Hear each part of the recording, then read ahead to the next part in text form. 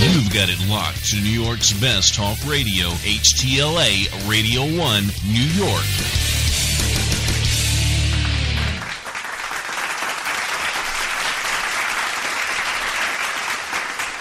Yes, thank you very much. So lovely to be back now. Today is Monday, March 30th, 2015. And if you can hear me, then you are listening to Straight Talk with your host, this intellectual Kate Taylor, and her co-host, my source of joy and enthusiasm for living, Christopher Crash Jesus Taylor. Stay with us. We've got a really important show for you tonight. This is HTLA Radio 1, the world's best talk radio on the world's first all brilliantly exceptional, all utterly original talk entertainment programming ever.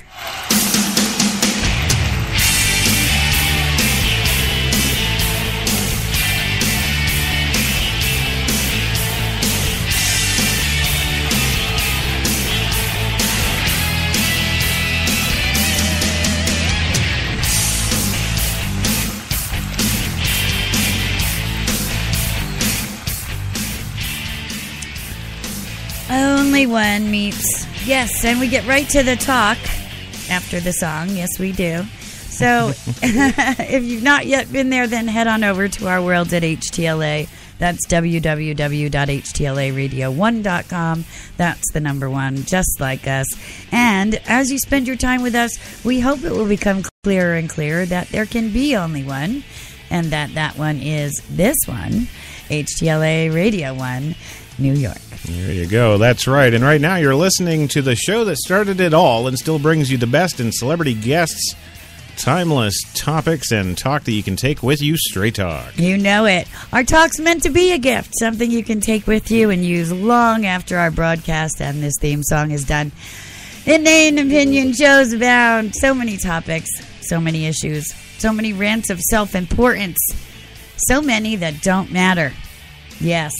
I dislike things. There's things that I dislike, but I dislike nothing more than waste. Wasted time, wasted effort, wasted opportunity. We've had our fair share of purely entertainment shows. Yes. Wasted silence. Right. Yes. Sure. But this season of Straight Talk gets back to the root of what put it on the map. Talking straight about the issues that matter with those to whom they matter most. Yes. That's right. Yes. Well, that's why I hope you'll keep your iTunes, tablets, and browsers locked in with us. And also, this is something new for the season. Feel free to call in and talk straight with us, too. 914-873-1NYC. That's 914-873-1NYC. That's right. HTLA's got its own phone number now, so you call and call and call. Yes. Yes. You just call. And we'll just keep you on hold. You'll just get voicemail if we can't answer, but that's okay. We'll get to it. It's cool. That's true. We will. We don't ignore our voicemail. Buy some T-shirts and we'll hire some staff. There you go. Yeah, well, that's right. And we thank you so much for your support. Send us some feedback and contact us and enjoy your visit to the world of HTLA. That's right. Yes. Yes. I know. Yes. It was right. Okay. Yeah, that was just right. It was more about the topic today. You know, it's just more. The topic was more important than the initial drivel. So, oh, good. It's nice to know that you give me the drivel that's broken up and whole sections of what I'm supposed to say is missing. That's right. Yes. See, but that's what keeps life light and humor filled. I feel Polish now. Yes, thank you so much for support. Some feedback and contact us. Yes, enjoy your visit. Absolutely. OMG. Okay. Well, yes. On a serious note now. Yes. Well, seriously. Yes. Yes. Tonight we're going to talk about depression and suicide. And sorry we're in such good moods, but it's just the way it is. But, you know, it's a serious show. Yes, it's an unflinching reality, though, into a core issue that too many people struggle with. And it is a serious thing. It's not to be taken lightly, obviously. No. But, you know, we do have our own divergent opinions about things, though. And we'll get to that when we start talking about causations later on in the show. But too many people struggle with this, and it's now morphing into something even scarier, as in the case of the Germanwings flight, in which a co-pilot makes the unimaginably narcissistic decision to commit suicide by plane and take everyone with him. Right. Yeah. You're not going to want to miss this multifaceted conversation, so please pay attention. Like I said, call in with any questions or your own stories if you have any, and, I hope that you don't, because it's a bad thing. With that, as always, there's a lot to get to tonight. But before we get rolling here, my everything, would you be so kind as to get to the station business, if you please? Certainly. With that, yes, I would be honored to handle the station business. So here we go. Straight Talk, of course, is brought to you tonight by the fine folks at Tim Hortons, New York City, now with 8 locations in the city to serve all your coffee and baked goods needs. Also by Netflix Original Productions. Stay in tonight, make it a Netflix night. Also, PreSonus, a 24/42 digital broadcast mixer we use in the studio here, is finally furnished by them. Check out all of their fine digital audio, incredible gear at PreSonus.com. And finally, the show is also brought to you by, of course, Fierce Kitty Omnimedia. Yeah. Be sure to follow us on Twitter for the station. It's at HTLA Radio 1. That's just the number. For me personally, it's at Crash Talkin', and for the critical tweets, yes, follow at Fierce Kitty Kate. Well, no, the new one is Kate Taylor HTLA. Well, then maybe the writer should have updated the script. Sorry about that. The information for Polish reader man. Yes. Well, Fierce Kitty Kate is still a viable Twitter. I just can't access it. So finally, and everybody listening that does follow at Fierce Kitty Kate, go on over and follow Kate Taylor HTLA. That would be nice. Yes, and follow her for as long as she can remember that password. All right.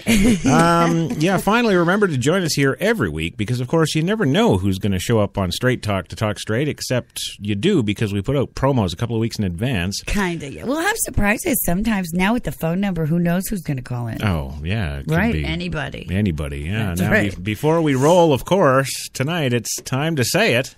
Mm-hmm. Tonight's show is powered by Procast. Oh, yeah.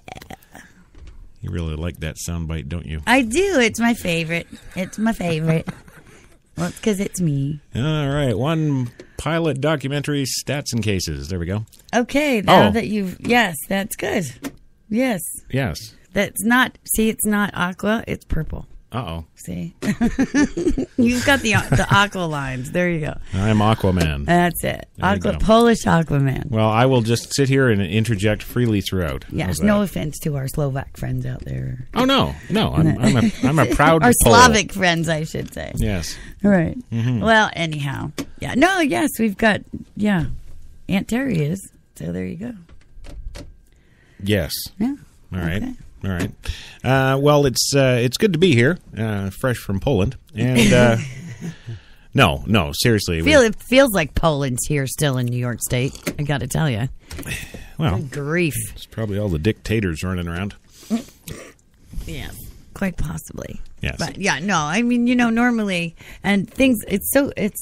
I guess maybe this is part of the reason I also wanted to do this show. We have visited this topic once many, many years ago. About 3 years ago, yeah. We had a guest on the show that actually attempted suicide, shot himself, and survived. So that was a really interesting show. But now we're actually going to talk about, cases of real suicide. And what prompted me to actually do this show was the Germanwings incident now. Mm-hmm. Because, like I said, it's really scary. This world, if anybody hasn't noticed, it's going into a state of steady decline. All the efforts of the last 20 years has really done nothing towards your initial end. It's just made everything so much worse. So, and unfortunately, we can see that evidenced in our world every single day. All you got to do is turn on the news.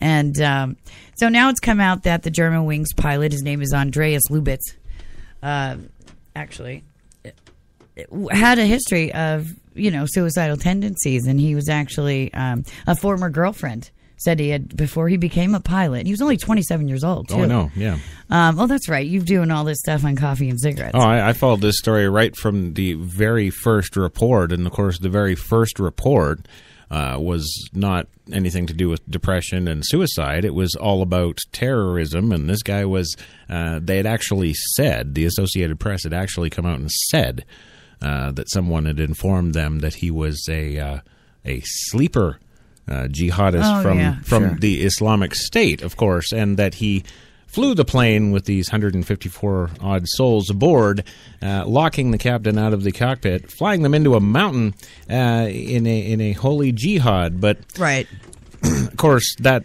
as the hours and days wore on, I think by the third day they had started to get it right.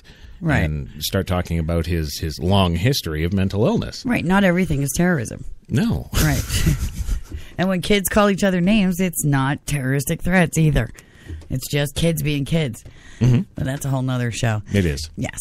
So this is the thing that actually prompted me to do this show, because this is, something really scary. I mean, suicide alone is an epidemic. Teen suicide is a really bad epidemic. I mean, I've watched at least 8 documentaries over the last 2 days in preparation for this show, and it got more depressing over, time as each one went. And as, I have 2 teenage girls and I've got a toddler, and the world I live in now, it's just, they can't, well, we'll get to that when we talk about causation, but it's not like when we grew up, you grew up, stuff happened, you got over it and you moved on, and, obviously we're not here to poo-poo the causations, and we're not here to excuse them either. No, but I'll tell you this.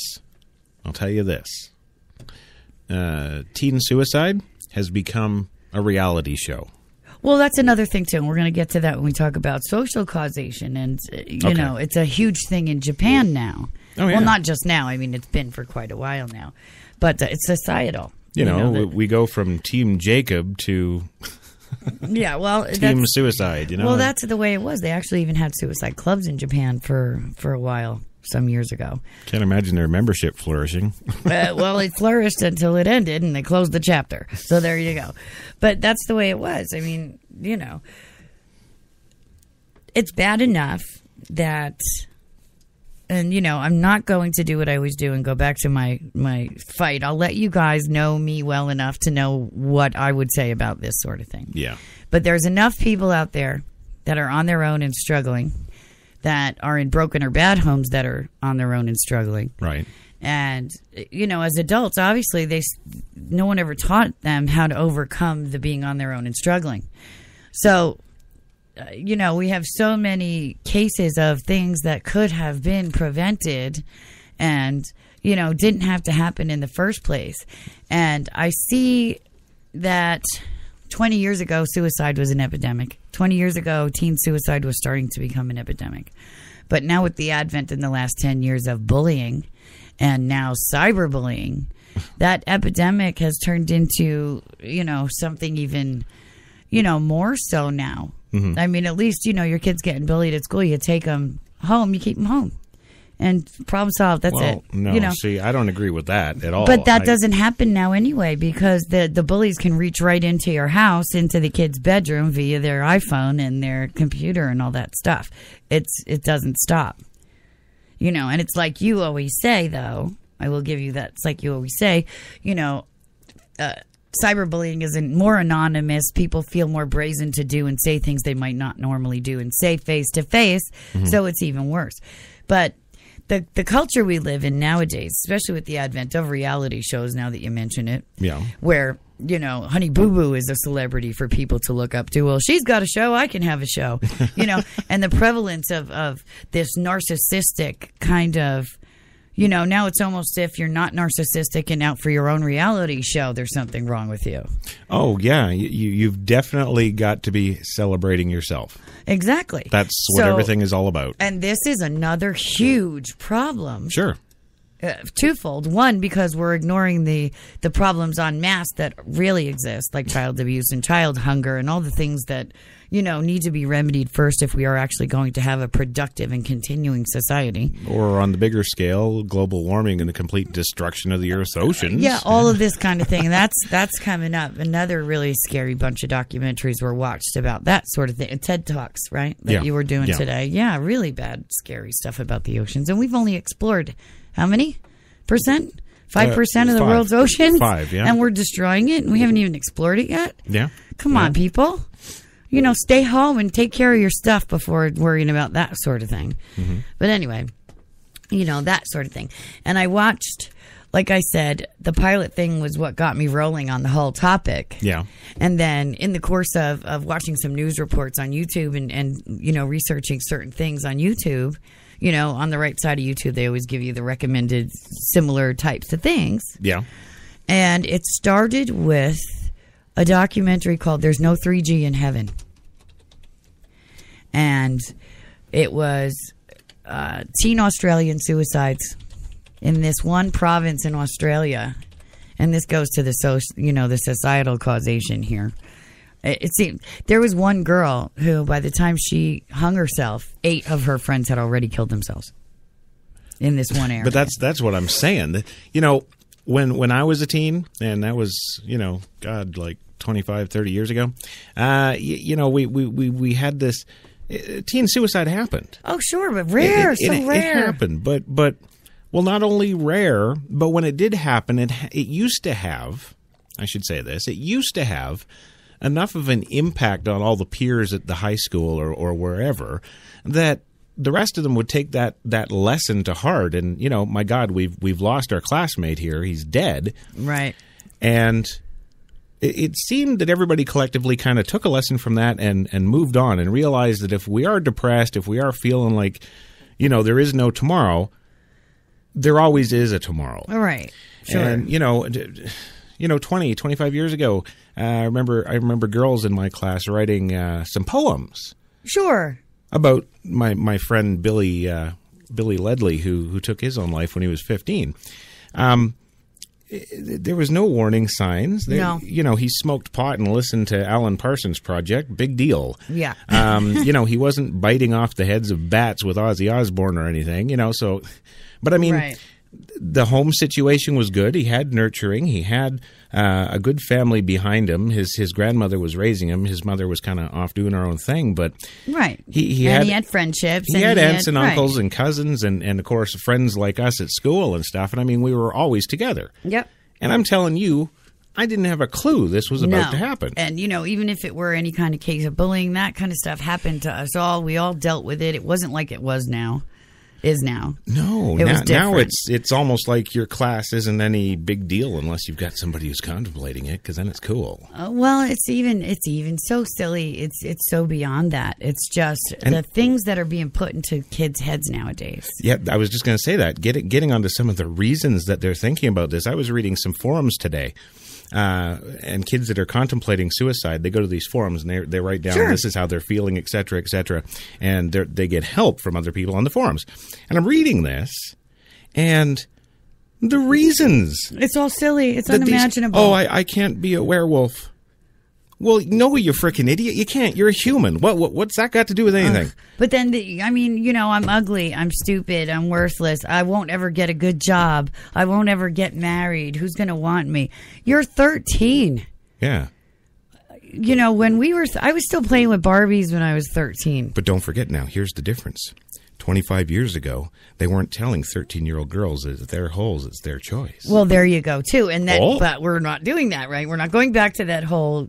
We know what the issues are. We know what the issues are. But, it's unfortunate because until the rest of the world figures it out, or at least the rest of this country, we're kind of on our own here. But, well, and here's the irony, and I explained it to you a little before, and before we go to our first commercial break, I need to acknowledge this publicly, too. Okay. In our house, there's rules and there's, consequences. And, if you make a mess, whether it's physical or emotional, you clean it up. Mm-hmm. And it wasn't always that way. As a single mother, before I married and had my other son and this whole family, it was just Gia and me. And I made the same mistake that all single parents do, and that all busy working, non-traditional kind of feminist parents of this progressive age where we have to coddle and excuse and mitigate and do all these things. Mm-hmm. I did all that kind of stuff, but the minute that we have a traditional scenario and there's rules and there's consequences and, your mess, you clean it up and all these, you be accountable kind of thing, and everything changes and everything blossoms and the security is there, and now the kids can actually just be kids and have us to rely on, right, and look up to and count on. What a difference. Well, night and day, yeah. It's unimaginable. And the one documentary that I did watch today about Evan Perry, he was 15 years old, and his parents were filmmakers. Mm-hmm. And all his life, the kid was treated for bipolar. And we are going to get into mental illness and what that does, regarding the suicides and all that stuff. Mm-hmm. But they did everything they possibly could for this kid, and they just reduced his lithium for a couple of weeks because he was doing so well and he jumped out the window. But he started flourishing when he went to got the help that he needed. And they imposed those rules and those rituals that the two parents living together couldn't do because they were never home. They were both working, making their films, doing the things. So the kid had no one to lean on or be accountable to or feel like it would be okay to make a mistake and be a kid because, there was just no. But as soon as he got to that place where there was grown-ups all the time that kept him accountable, that watched him 24/7, that made sure he did this and brushed his teeth and did his cleanup and washed his dishes and did his homework and the kid started flourishing, Yeah. And because that's what kids need. And you get a kid who doesn't have that and his peers are telling him, well, and this kid was gorgeous, smart, rich. Parents were, he went to a prep school in New York City. He had friends. He wasn't bullied in any stretch of the imagination. He actually was popular and had a good life, the whole thing. Right. The same reasons in his note were the same as the teenage girl in Australia. I'm ugly. I'm worthless. Nobody's ever going to love me. I'll never be successful. And that's because there's no grown-ups around them to give them that love and support to say, hey, that's not true, Mm-hmm. And kids that can just be kids, and have grown-ups to lean on and say, look, that's not important. You just do what you're supposed to do. Do your homework, brush your teeth, blah, blah, blah. Be a kid. That grown-up stuff will take care of itself. They fare so much better. These kids, they don't have that. Mm-hmm. So they're left with all these thoughts until they just build and build and build and screw this kid up immensely. And, people that commit suicide don't necessarily want to die. They just want the pain to stop. Right. And the confusion to end. And, so that's what these kids do. And then you have the added problem with teenage suicides that even up to 17 years old, they just don't understand that once you're dead, you're dead. You don't come back. Yeah, the permanent solution to the temporary problem. That's right. Well, we're going to go for our first commercial break, and when we come back, we'll get back into that story in particular. Right. And we'll roll on from there. We'll be back in just 2 fine minutes. And you're listening to Straight Talk with Kate and Crash on HTLA Radio 1, New York.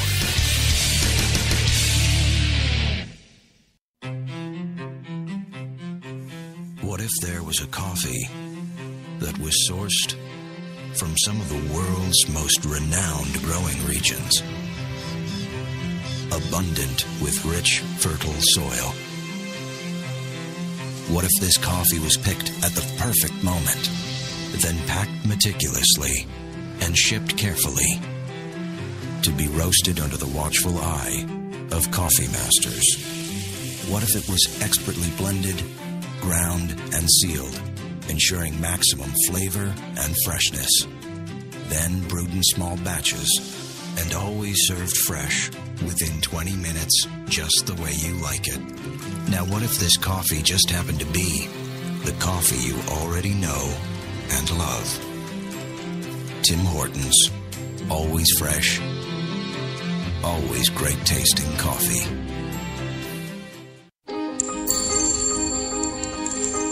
Some said the U.S. has lost its innovative power.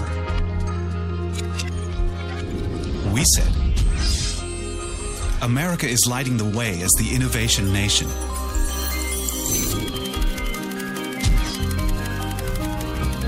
Singular insights, superior execution. That's the power of global connections. Bank of America, Merrill Lynch. Voted top global research firm 2011, 12, and 13. Wait a sec. I found our colors. We've made a decision. Great. Let's go get you set up. We need the brushes. You should check out our workshops. Push your color boundaries while staying well within your budget walls. I want to paint something else. More saving, more doing. That's the power of the Home Depot. Bare Premium Plus Interior Paint. Only at the Home Depot and now only $23.46 a gallon.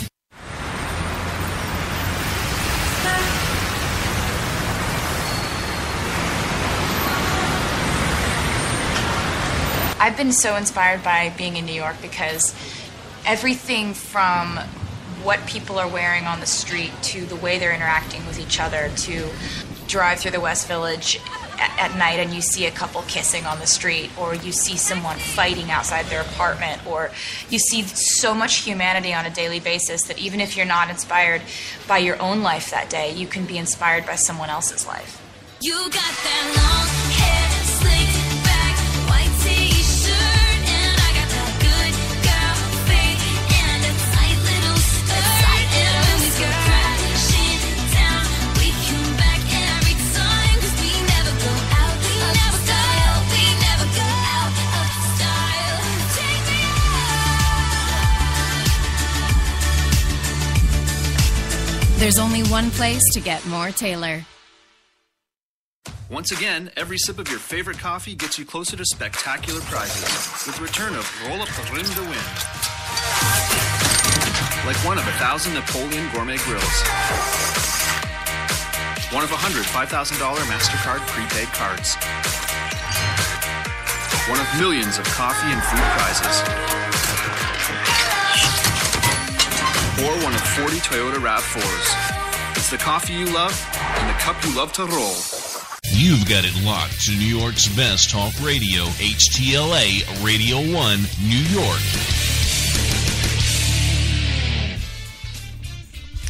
Oh, yes. I like this comeback music. It's funky and the New York night music. That's what that is. Yes. You bet. Well, good evening and welcome back to Straight Talk with Kate and Crash, HTLA Radio 1, New York's best talk. And yes. This will be the Monday Night Straight Talk, Monday the 30th of March, 2015.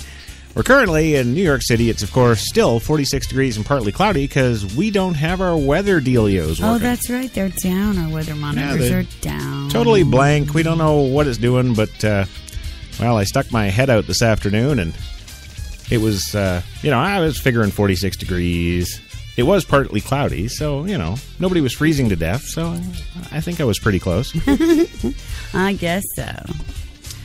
Well, I'll do away with the thank you fun-filled nighttime music in the city. Yeah, I'm going to have to, get going in the developmental meetings here and impose some limitations on... Why are you looking at me? Is my ponytail sticking way up or something? During the commercial break, Kate took off her headphones, which she often does, to take a little break there. She's got hot ears, and well, of course, when she throws the headphones back on, it's usually in the rush about the last 4 seconds before the mics go live again. And I just looked over to my left, and she's got her hair sticking straight up like 10 fingers. It's sticking straight up. It looks hilarious. Oh, I see. We got to get the web broadcast going again, so you can all see that from the. That funny. That would be. Well, we are planning on doing that. That is coming actually very shortly. It's coming. We're going to be broadcasting these shows to you live in HD video. Right. That's going to be so fun. Oh, absolutely. Right. Yeah. But we're building the new, setup. So yes. It's got to be done first. and the other cool thing about the listeners will actually get to see our antics during the commercial breaks. Well, see now. We might have to roll some commercials or something. Like what you do with my pants. And No. This is a serious show. All right, yes. Getting back to the seriousness of it. Right. And it is. And, he can attest, because we live together, that I was extraordinarily and increasingly depressed and upset today, that I'm even feeding my son today and like crying and kissing him as I'm feeding him, because I'm just so devastated about all of these things, and it's just unimaginable to me, the narcissistic society we live in now. It's just unimaginable to me. Well, I will say this. It is a brand new freaking world from what I'm used to. Yeah, and even just from, when Jaya was born 14 years ago. I do not remember it being like this then either. I just don't. No, I think the majority of all these kind of social setting changes that we've seen have really come in the last 10 years. But, stop and think about it. When the Columbine school shooting first happened... Yeah, that's something, too. That's a modern history thing. No, but when that happened... it was the same kind of thing. The surviving kids in the class, they were writing poems and they were having services and all these things. It was a real big thing. Now a school shooting goes on and it's like, whatever, right. Next. Yep, exactly. And it's unfortunate and sad and not at all okay. Not even remotely okay. It's that kind of overall desensitization, and then you're left with this, well, did you see Miley Cyrus twerk? Yeah. That's the important thing. Oh, wow. Isn't that the truth? And, we'll talk about it when we talk about causations, because I have theories about causations for things, and my esoteric one is pretty interesting. Okay. And it goes to that, too. We've mitigated and excused and done all this thing for so long that people just think kids especially, can do whatever they want. There's no consequences. And even if there are, who cares? Doesn't matter. And yet, we're sitting here in shambles and, we're not even safe to send our kids to school anymore, and yeah, it's just unimaginable. And what does that say about our society today and us in the event of anything really tragic happening? We have lots of things that go on, and we pull together, God forbid, like 9/11 and, natural disasters and things of that nature. Yeah. But take the Walking Dead finale last night. How many people, the way they are today in this reality TV culture, would actually survive a situation? Oh, no, they wouldn't. Yeah. Yeah. Well, it's funny. And that show last night kind of really underscored that. And they really did, didn't they? Yeah. Wow. They kind of crapped all over their own fan base. Look at that. They did, didn't they? They did. They said, if Rick said it, he said, if you don't get your act together and get back to the way it used to be when it was survival of the fittest and, dare I say, traditionalism and patriarchal and all this kind of, thing, you're all going to die because you're not ready. You can't handle it. It's just Interesting. Not going to happen, and wow. Yeah. It's almost like a diatribe on... wow. See, I knew we should have watched this season more. Okay. Well, anyway, back to that. But this is part and parcel of what I'm saying. Yeah. The kids today can't even survive grammar school or high school. Oh, no. Because, who's guiding them and teaching them to? Who's helping them? Who's there to say, no, come here, honey, I'll take care of you. I'll protect you. It's okay. Don't worry about them. Like we tell Gia all the time.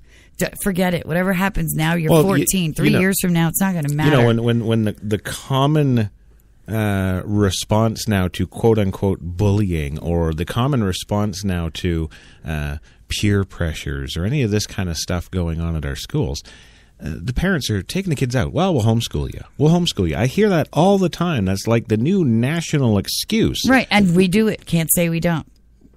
I don't homeschool. No, she goes to cyber school. It's okay, different. Let's get something clear. Number one. If I had any say, academic reasons too. If I had any say whatsoever, she would still be in school. Excuse me, you did have a say. We took her out because she's in gifted programs, and the academics they were offering her were nothing. They were zilch, Zippo, plus the peer pressure, plus the attempted rape in the closet. I have always, and I even did it with that one when she was having troubles with a bully when she was 11 years old, taught her how to deal with the bully and faced him the next day, which she did and never had a problem with that boy again. No, but she got in trouble for it too, and every time she got on the bus, she said they watched her like a hawk. Yeah, but I told her what to do. I said, some kid's going to come after you physically. What'd I tell her to do? Punch him in the throat. Punch him in the throat. They'll leave you alone. They'll never bother you again. If more people did that, we'd have less trouble in the world. I said scoop their eyes out of their sockets with a spoon, but... No, you said something a little lower regioned. Oh, right. Yeah, right. I did. Yeah.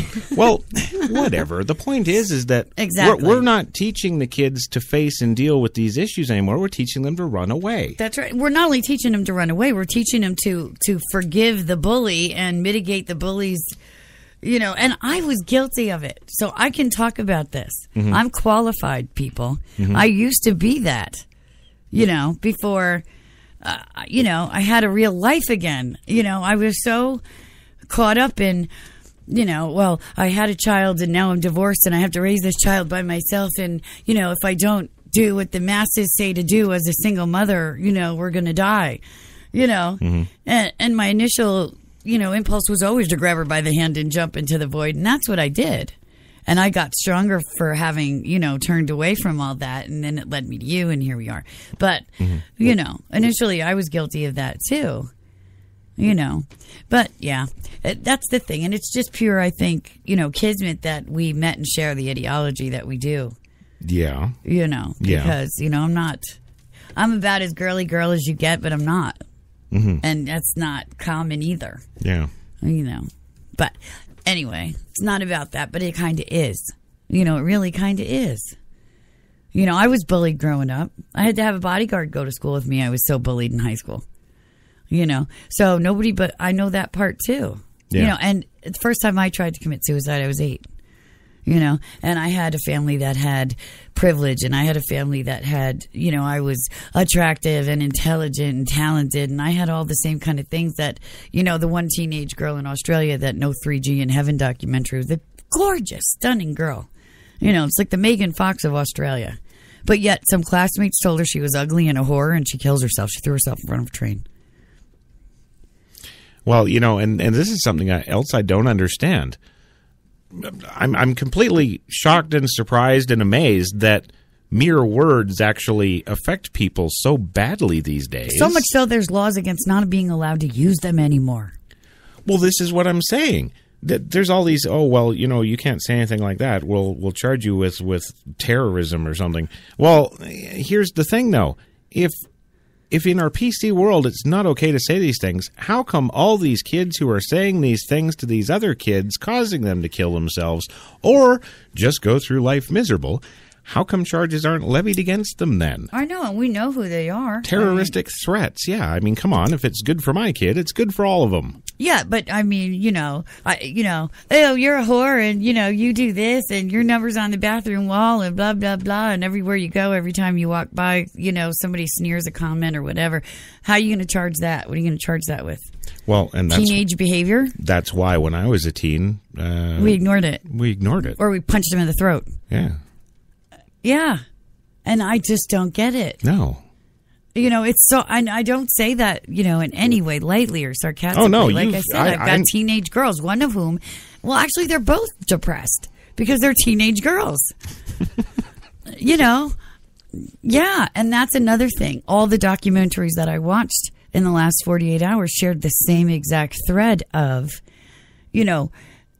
teenagers all share that same negative self-image. It's the ones that break through from that when they go to college and they start to understand that high school and school was nothing, that the rest of their lives are a hell of a lot longer than their primary education will ever be. And isn't it funny how the mainstream media has forever shit on Playboy magazine and Hugh Hefner for making girls have to strive to be that perfect woman, when now what?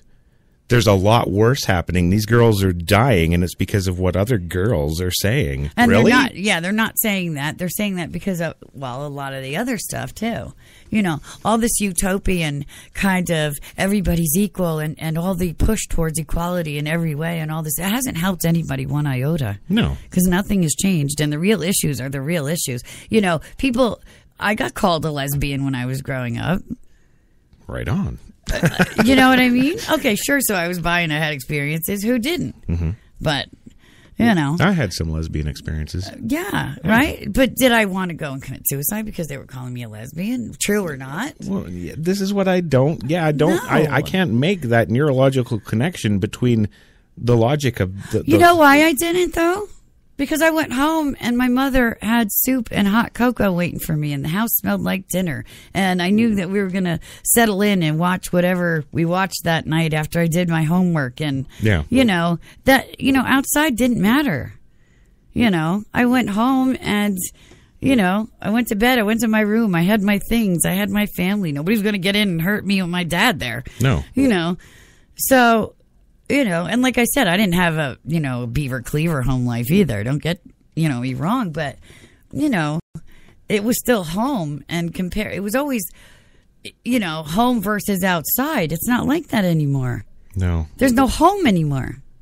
Interesting, yeah. You know, outside is home. You know, and it's funny because our daughter, she gets upset and she's like, I want to go home. And I'm like, what are you talking about? Yeah, You I've are never home. understood that. What are you talking about? Yeah, exactly. Well, to me, though, Because home to her is home stuck. It's some other home universe. is in their hand. It's Home is their Yes. cell phone. It's cyberspace. their laptop. It's the internet. Exactly. And it's sad and it's horrible and, you know, it's just unimaginable. And the statistics are going to blow you away, too, because, you know, don't just take my word for it. Oh, heavens, You know, no. God forbid. You know, well, suicide is the number 2 cause of death for, you know, between the ages of 10 and 24. The number 2 cause. The number 1 is homicide. Wow. Between ages 10 and 24. Never in my life have I heard of such a thing. You knew your kid, you know, as long as you kept them safe and you didn't let them stick things in the socket or drink the bleach, they were going to live. Yeah. You know what? Yeah. Yeah. So, and I still cover all the plugs and don't have any cleaning products in the house, you know, because then he'll be fine. You know, it's just unimaginable to me. 750,000 attempts to kill themselves every year. In where? In this US? country. Yeah. In this country alone, 750,000 people try to kill themselves every year. It's unimaginable to me. Now listen to this. Every 17 minutes. So stop what you're doing and look at what time it is. And 17 minutes from now, somebody else will have killed themselves. Every 17 minutes in this country, somebody takes their life. Staggering. It is. Yeah, it's just staggering. If anyone in the next 17 minutes can hear my voice, don't be stupid. Tomorrow's another day, people. Now, we're going to talk about mental illness because 90% of suicides suffer from, you know, at the least, clinical depression. Well, yeah, but, you know, in this day and age, every kid has got ADD. Oh, every please, don't kid even has talk got- to me about autism and all that Every other kid's stuff got either. Down syndrome. Every kid's... What is it, like every one in 1 in 8. 1 in 73 babies born are born with some autism spectrum disorder now. Or something ridiculous like that. Sorry, it's just ridiculous. It is. Absolutely. So much so that, you know, I hate all you people because until my son was, you know, conversant and I could tell that he was okay, I just lived in fear.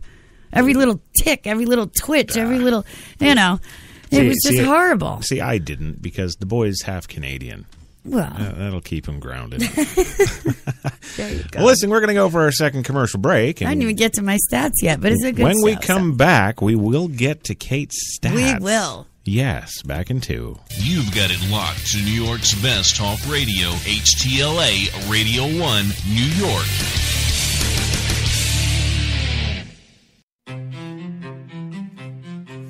What if there was a coffee that was sourced from some of the world's most renowned growing regions, abundant with rich, fertile soil? What if this coffee was picked at the perfect moment, then packed meticulously and shipped carefully to be roasted under the watchful eye of coffee masters?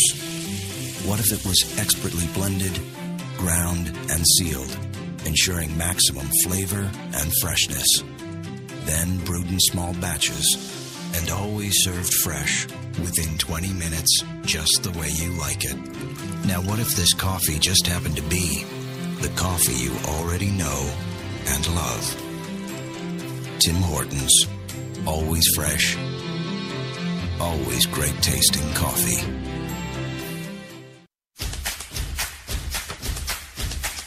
Wait a sec. I found our colors. We've made a decision. Great. Let's go get you set up. I need the brushes. You should check out our workshops. Push your color boundaries while staying well within your budget walls. I want to paint something else. More saving, more doing. That's the power of the Home Depot. Bare Premium Plus interior paint. Only at the Home Depot and now only $23.46 a gallon.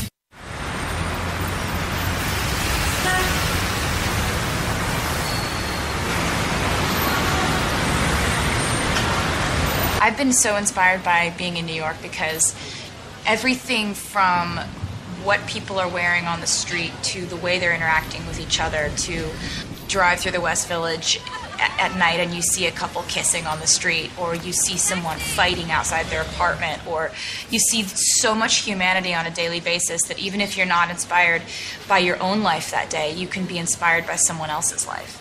You got that long hair, slicked back, white t-shirt, and I got that good girl face and a tight little skirt. And when we go crashing down, we come back every time, 'cause we never go out of style. We never go out of style.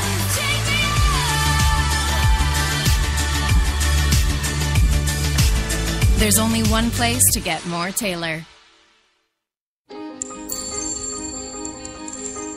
Some said the U.S. has lost its innovative power. We said America is lighting the way as the innovation nation.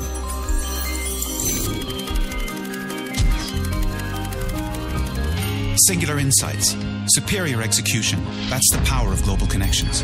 Bank of America Merrill Lynch. Voted top global research firm 2011, 12, and 13. Once again, every sip of your favorite coffee gets you closer to spectacular prizes with the return of Roll Up the Rim to Win. Like one of 1,000 Napoleon Gourmet Grills.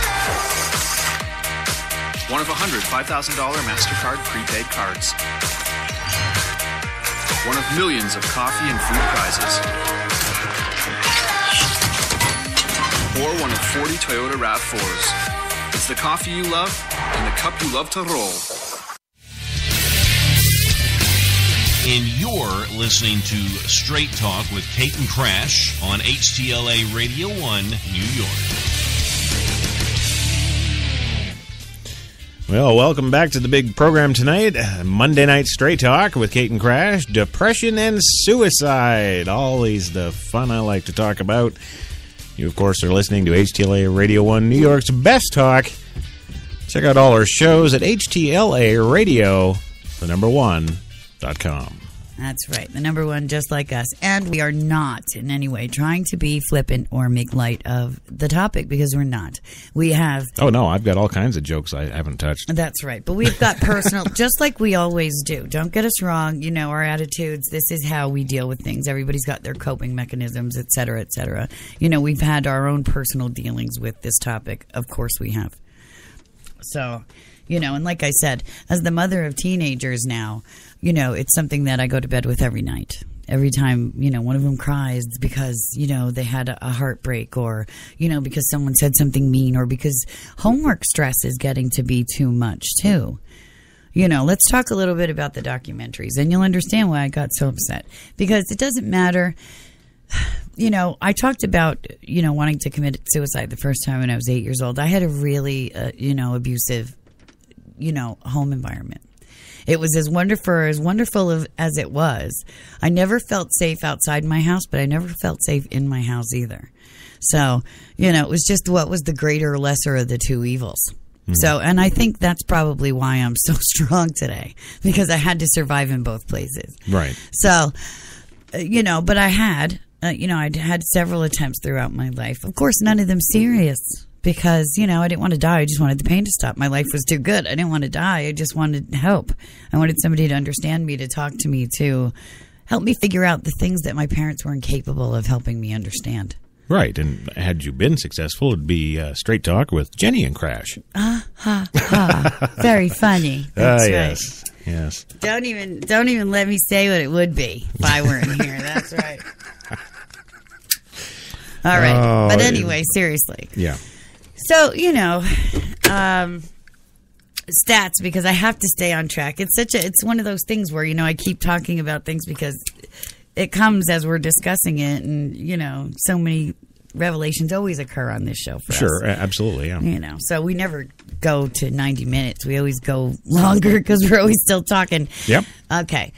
But, like I was saying, 750,000 people every year try to kill themselves. Right. And how many of those are just, you know, attempts or whatever, cries for help? You know, it doesn't matter. Something's going on that, you know, almost 1 million people a year are that unhappy. Yeah. Just as a sidebar, they just did a poll, a Gallup poll. Yeah. The happiest country in the world is Paraguay. And the irony is, South American countries overall are the happiest. They're also the poorest, but they're also the happiest. Why? They don't have their face glued in iPhones. They don't have their self-worth measured by the box in the living room. I was just going to say, it's always 90 degrees and rum is always an arm's length away. Well, that too can't hurt. It is paradise. But, the point is, though, they're not wrapped up in the media. Media doesn't define them and their family and their success. Very true. And also, I think I would be safe in saying that North America, specifically Canada and the USA, are, I think, I would go out and say that. I think that those two countries are the most focused on media. Yeah, and we're tied, by the way. I watched about 8 documentaries. 4 were actually from Canada, and 4 were from U.S. And well, interesting thing too is not U.S. 1 was from Australia. I'm lying. Well, Australia and Canada, their numbers quite the same, but the difference between Canada and U.S. in education systems, 3rd in the world, 53rd in the world. It's huge. How is, or should I say, what is the differences in that stress? Before we went for the commercial break, you mentioned about kids talking about their homework stresses. And I thought, well, geez, how hard can it be for the American kids, 53rd in the world, as opposed to, wouldn't there be a rash of kids in Canada killing themselves? In America, they don't know that their education system is 53rd in the world. They think they're first because they're America. Okay. They don't understand that. Oh. So, and the irony is, one of the documentaries I saw was he was 9 years old. And his mother wouldn't sign a paper excusing him from his makeup homework. And he was so worried that if he didn't make up this homework, he'd get in trouble from the teacher, that he hung himself. 9 years old. And inner city, Chicago, I think it was, inner city, African-American family, that she put so much pressure on this kid to succeed at school. And she wasn't going to let him get away with not doing his homework and not doing the makeup homework. She wouldn't sign the paper. And the teacher so intimidated this kid that he felt like his only out was suicide at 9 years old for homework. Wow. Yeah, that really pisses me off. But the thing is, the mother on the TV, my heart went out to her. She cried her eyes as she said, I have to live the rest of my life knowing if I had just signed that paper, my son would be here. It's just devastating to me. But that's not true either, though. He was 9. He didn't understand that he wasn't going to be able to come back a couple days later and everybody say, we're sorry, you don't have to do your homework. Because that's what he thought was going to happen. Or big deal, or take a B- instead of an A+. Yeah, it's just horrifying. Wow. And these are more of the statistics, though. So, 1 suicide every 17 minutes. Remember we talked about that? Yeah. But those numbers are incredibly underreported. It's actually more than that. But a lot of suicides aren't ever found. They're not classified as such for whatever reasons. They're classified as either accidental or some other reason. So that's an actually underreported number. So it's probably, more like 1 every 13 minutes, and we just don't know because they're underreported. 60% of suicides use a handgun. Now, ready for this? 85% of suicides are white middle-aged men. Oh my God, I'm the target bracket. And surprisingly, the other significant portion are white female. Minorities are very low on that list. Really? Yes. That staggers me because it's the minorities that obviously suffer more socially as far as things like social status, as far as things like incomes, poverty. But what don't they have? They don't have the self-esteem. Actually, they don't have the social pressure to measure up to the box like white people do.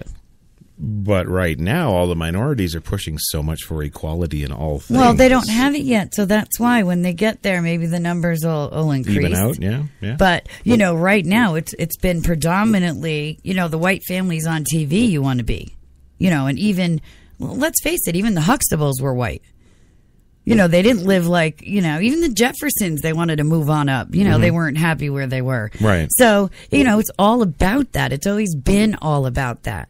And since we're the majority group that have to live up to that image, you know, and even not even as much as fiscal success or any of that. It's just more about, well, my family's not like that family on TV, or I don't have that good of a marriage or that good of a relationship, or, you know, I don't look like that, you know. But they're actors. They don't understand that, and they don't even understand that. Listen, people, I'm going to break some news for you here, and sorry, Marky, if you're listening, but reality TV isn't real, people.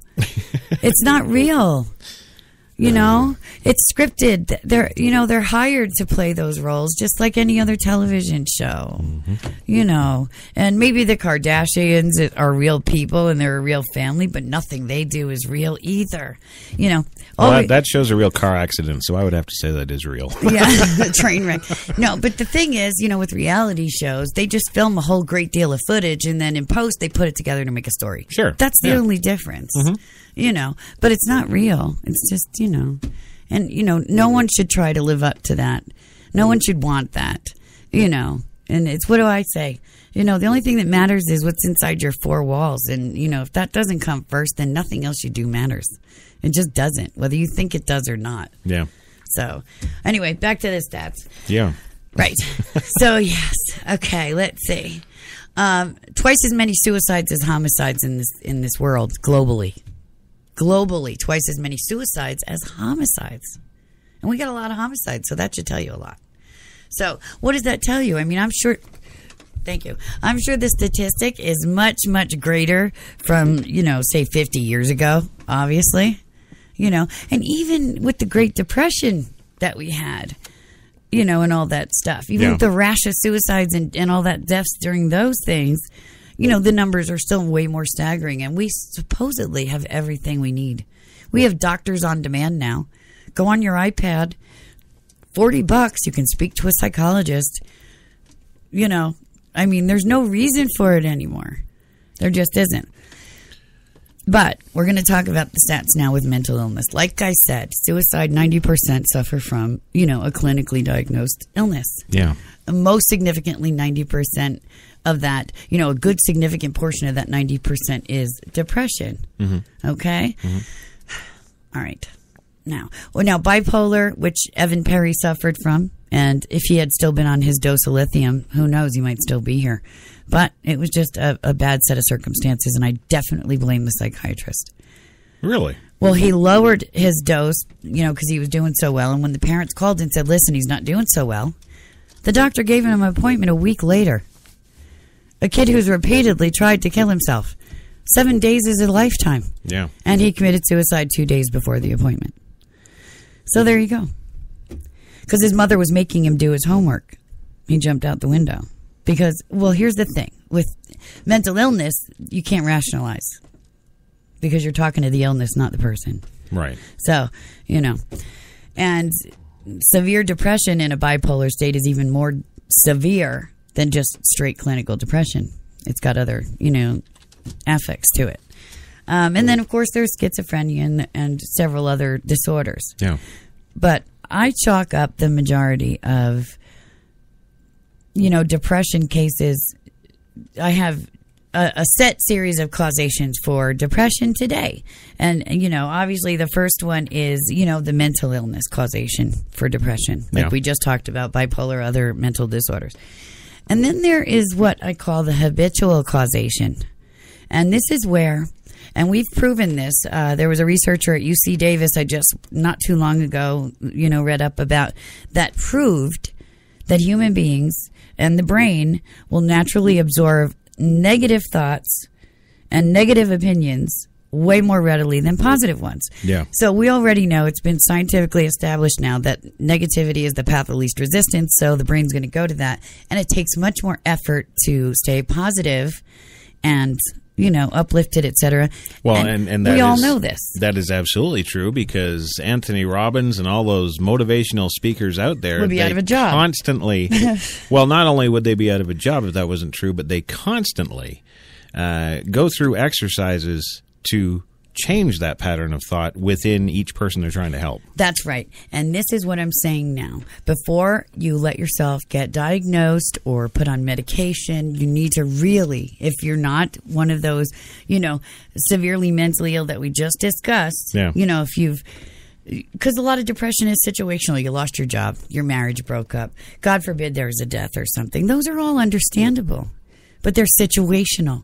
And financial stresses. Right. Yeah. And they're temporary, and they shouldn't lead you to, maybe everybody in the world, everybody who breathes suffers from despair at points in their life. Sure. It's normal. It's natural, but we come out of it. We realize the sun's going to shine tomorrow. We realize that it's a new day. Nothing lasts, good or bad. Right. You will find that town with the 15-foot high concrete walls. That's right. There you go. But, with the habitual causation for suicide and depression, it's just because that negativity has gotten into such a habit pattern, that the people find it impossible to break from. And whether it's because there's no intervention, no one to teach them new patterns, that you'll find a lot of that is anxiety based. Somebody has a great deal of anxiety, whether it's social or situational or whatever it is, and anxiety itself gets into a pattern. And it gets to be habitual. And we come up with coping mechanisms to handle the anxiety. Yeah. And those become so habitual and such crutches that we can't live without them because they're the only things that keep the anxiety at bay and let us function. Unfortunately, though...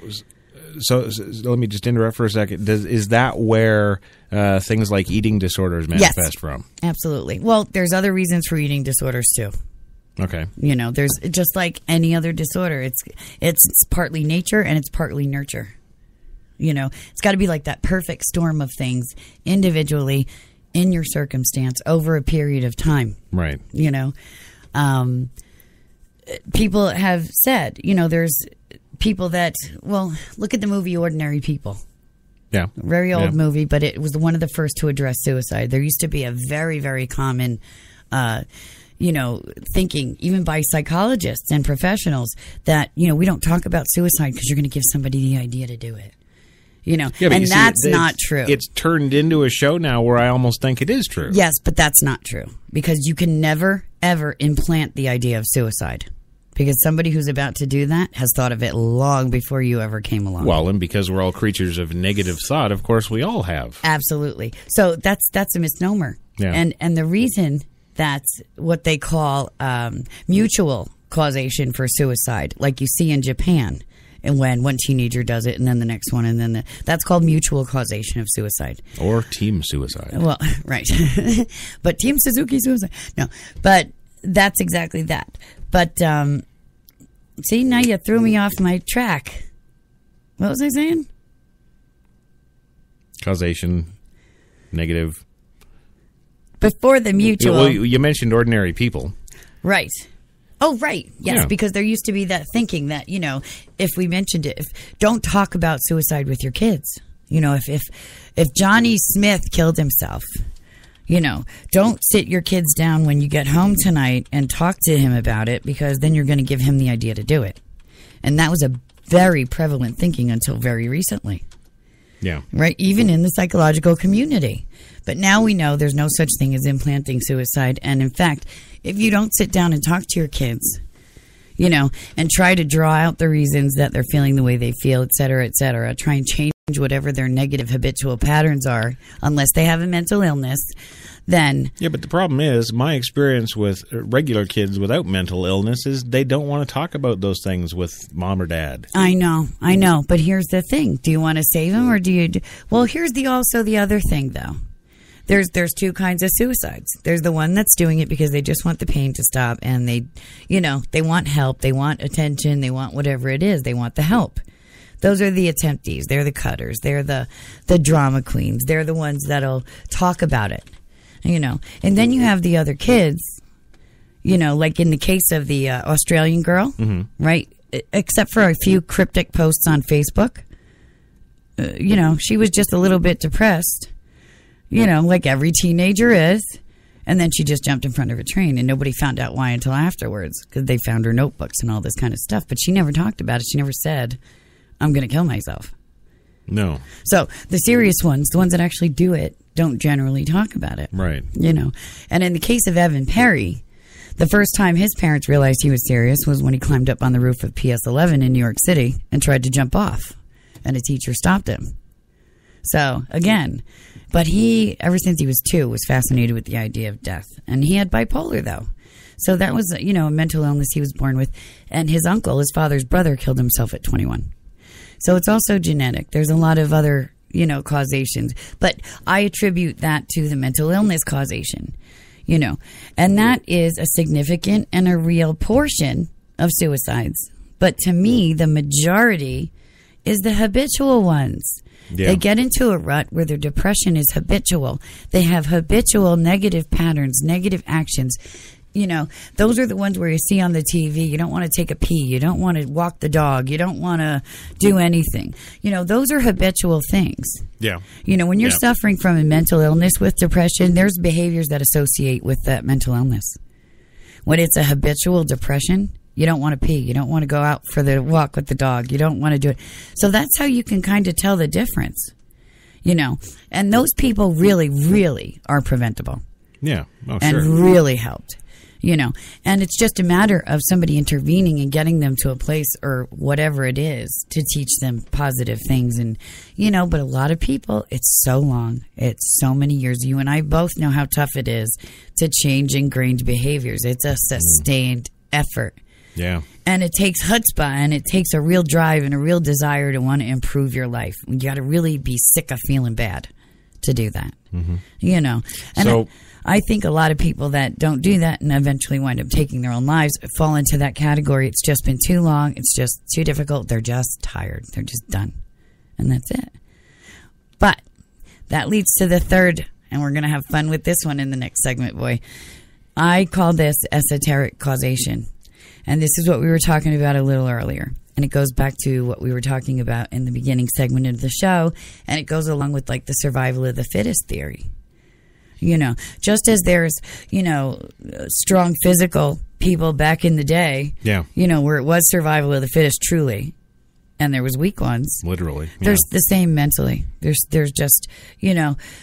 And it goes to this girl and Evan, too. Well, he had a mental illness, again, but gorgeous, attractive, intelligent, the whole world at their feet. And yet they off themselves because somebody said they were fat or they were ugly or they were a whore. Well, you know, or and like there's been a lot of talk, not in the media. Actually, they haven't mentioned one word about it, but there's been a lot of talk in different social media communities around the internet pertaining to Robin Williams' suicide. Exactly. Well, you know, but we don't know that because there's also a theory that it was erotic asphyxiation. Not so much a theory, actually. A couple of actual reports. Right. So now we can't be sure. But We Robin don't Williams did suffer from clinical depression. As most comedians do. Right. And they use what? What did we just talk about? The coping mechanism, whether it's to deal with low self-esteem. Most of them come from abusive. Look at the age bracket of those kind of comedians. They're the generation even before us when things were really crappy and really bad and really brutal. Yeah. You know, it was a survival of the fittest kind of thing. You know, and I think that it's even more of a shame because if they were that physically and mentally strong to overcome that and get where they are today, to only off themselves at the end of it is just unimaginable. Why? It's habitual. They're tired. They just want to be done. And no one's introduced them to, you know, a way or a technique that actually works for them to positively change that pattern and get them out of that rut. So my esoteric causation is the thinking that, you know, just like survival of the fittest, there's people that are, you know, mentally strong enough to handle the world and that just aren't. Yeah. You know, and without the structure of the family to keep them safe in the nest and encompassed until they get stronger, there's just nothing for them. They can't build that structure for themselves without it in the beginning. Yeah. That's right. And so it's just, you know, like a lot of people, maybe they just weren't meant to be here in the first place. You know, it depends on what your spiritual philosophies are, you know, but that's why I call it my esoteric causation because I just think that there's some people that, for whatever reason, just really weren't meant for this world. And they just don't make it long and they just don't make it far. And no matter what you try and do, no matter what help you have, they're just determined to not stay here, you know, so. Wow. Right. But we'll talk more about all that stuff in the next segment because, I also believe, like with the case of the pilot guy. Yeah. And the narcissistic culture that we live in. Now we're getting into really, really dangerous territory, people. Because if you're going to be so narcissistic, there's a great majority of these habitual causation suicides. Yeah. That, do it because, well, nobody's paying attention to me and blah, blah, blah. And, I'll make them pay attention. And if I kill myself, then they'll care, But that's not good enough anymore in this reality culture we live in. In this media culture we live in. Yeah, and if you just kill yourself, well, you're John Q. Nobody. You might be a headline. You're probably going to be your family will care. Yeah. You'll be an obituary, but that'll be it. But if you take 156 people with you, right? Oh, and now you're not bad because you're not a terrorist or anything. No, you're just now people are going to feel bad for you because you were depressed, so you did it, and it's just even more tragic because you made everybody else feel your pain too. So now we're getting into really dangerous territory with the narcissistic culture we live in. Sure. And the habitual, kind of things. There are sites out there now, like Headspace.com and Happify.com, that are the only things out there, aside from like Wayne Dyer and Anthony Robbins. But you have to actively go and do it, and you have to actively go and do your Happify daily. I still do it. And you were doing it for a while, and you were better when you were doing it, gotta say, but you've gotten busier. So, you gotta go back to doing it every day. I figure there's no point in doing it because every day I do another show, and that makes me suicidal. Well, see, that's the truth, too. It's unfortunate. You more than anybody need it because every day in the afternoon you report on all these ridiculous things that occur in the world. It's staggeringly terrible, but it is. That's what happens when you get a filmmaker and stick him in a radio show. Well, that's true, too. But same with me as a writer, because what did I do? I did the suicide research, and then along the right side, what do you think there is? There's all those kids that are murdered by the parents that are supposed to love and care for them. And then all those terribly tragic things, And on accident, I clicked on one earlier at one point.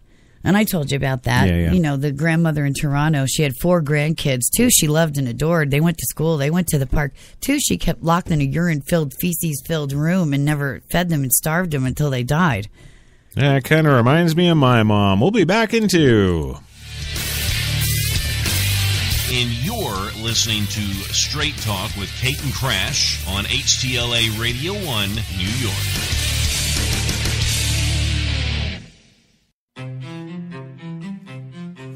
What if there was a coffee that was sourced from some of the world's most renowned growing regions, abundant with rich, fertile soil? What if this coffee was picked at the perfect moment, then packed meticulously and shipped carefully to be roasted under the watchful eye of coffee masters? What if it was expertly blended, ground, and sealed, ensuring maximum flavor and freshness, then brewed in small batches and always served fresh within 20 minutes, just the way you like it?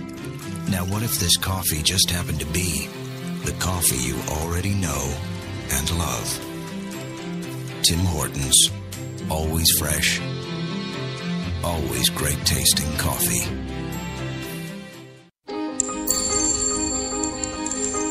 Some said the U.S. has lost its innovative power. We said America is lighting the way as the innovation nation.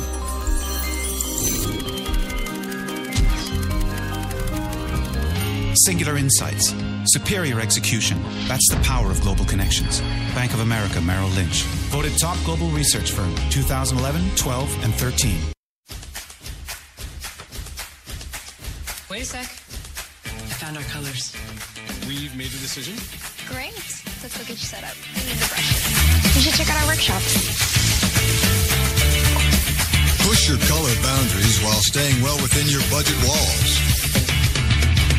I want to paint something else. More saving, more doing. That's the power of the Home Depot. Bare Premium Plus Interior Paint. Only at the Home Depot, and now only $23.46 a gallon.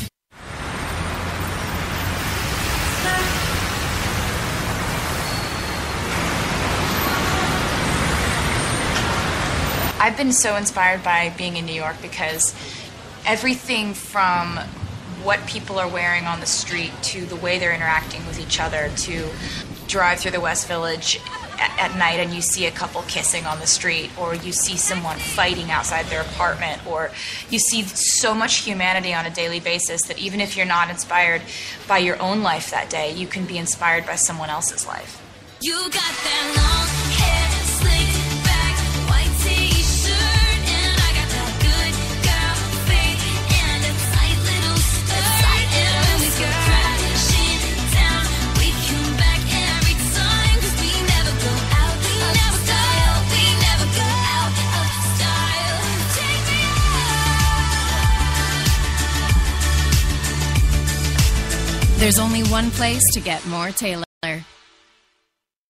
Once again, every sip of your favorite coffee gets you closer to spectacular prizes with the return of Roll Up the Rim to Win. Like one of 1,000 Napoleon Gourmet Grills. One of 100 $5,000 MasterCard prepaid cards. One of millions of coffee and food prizes. Or one of 40 Toyota RAV4s. It's the coffee you love and the cup you love to roll. You've got it locked to New York's best talk radio, HTLA Radio 1, New York. Good evening, good afternoon. Welcome back to the big show. Straight Talk Monday night, Monday the 30th of March, 2015. Straight Talk with Kate and Crash on HTLA Radio 1, New York's best talk. And tonight we're continuing our series, our show on depression and suicide. And just before the break there, Kate was really plowing it home with the facts and the... Well, they're my theorems more than anything, given my education and experience and you know, my thinkings and, you know, realizations and observances and sure, yeah. experiences. Yeah. You know, so. But... you know, it's pretty amazing, though, because, like I said, the documentaries I had viewed were mostly North American, right, with the exception of the Australian one. Yeah. But the thing that was staggering was, like we were also mentioning earlier, the reasons. You know, we know why adults kill themselves. You know, it's one of two reasons. They're mentally ill or it's habituation, and they're just done and tired. Yeah. That's it. Yeah. Kids do it for a different reason. And there are two very staggering, striking similarities. One, the reasons why they do it. I'm ugly, I'm fat, I'm never going to amount to anything. Nobody's ever going to love me. I'm going to, you know, where are you getting that from? You're like 12, 13, 14. You kidding? There's nothing more important, you know, at your age. You know, there's nothing that important at your age. You know, and you try and tell them, and we know because we've been there, and I still remember like it was yesterday. You know, I thought I knew everything. Everything was the end of the world at 14, 15. I didn't think I was going to make it till 20, let alone my age now, I won't say. I didn't even care or think about making anything. When I was 12 and 13 and 14, I'm running around playing guns with my friends, or I'm playing Cowboys and Indians. Exactly. You weren't thinking about, you know, your college application when you're 13 or 14 like they do now. The most poignant thing I thought of at 14 was, geez, you know, what color am I going to paint this new 10-speed bike that I'm putting together? See, I had a different childhood, though. I worked from the time I was 3. So, well, yeah, it was different. So by the time I was like 16, 17, I was done.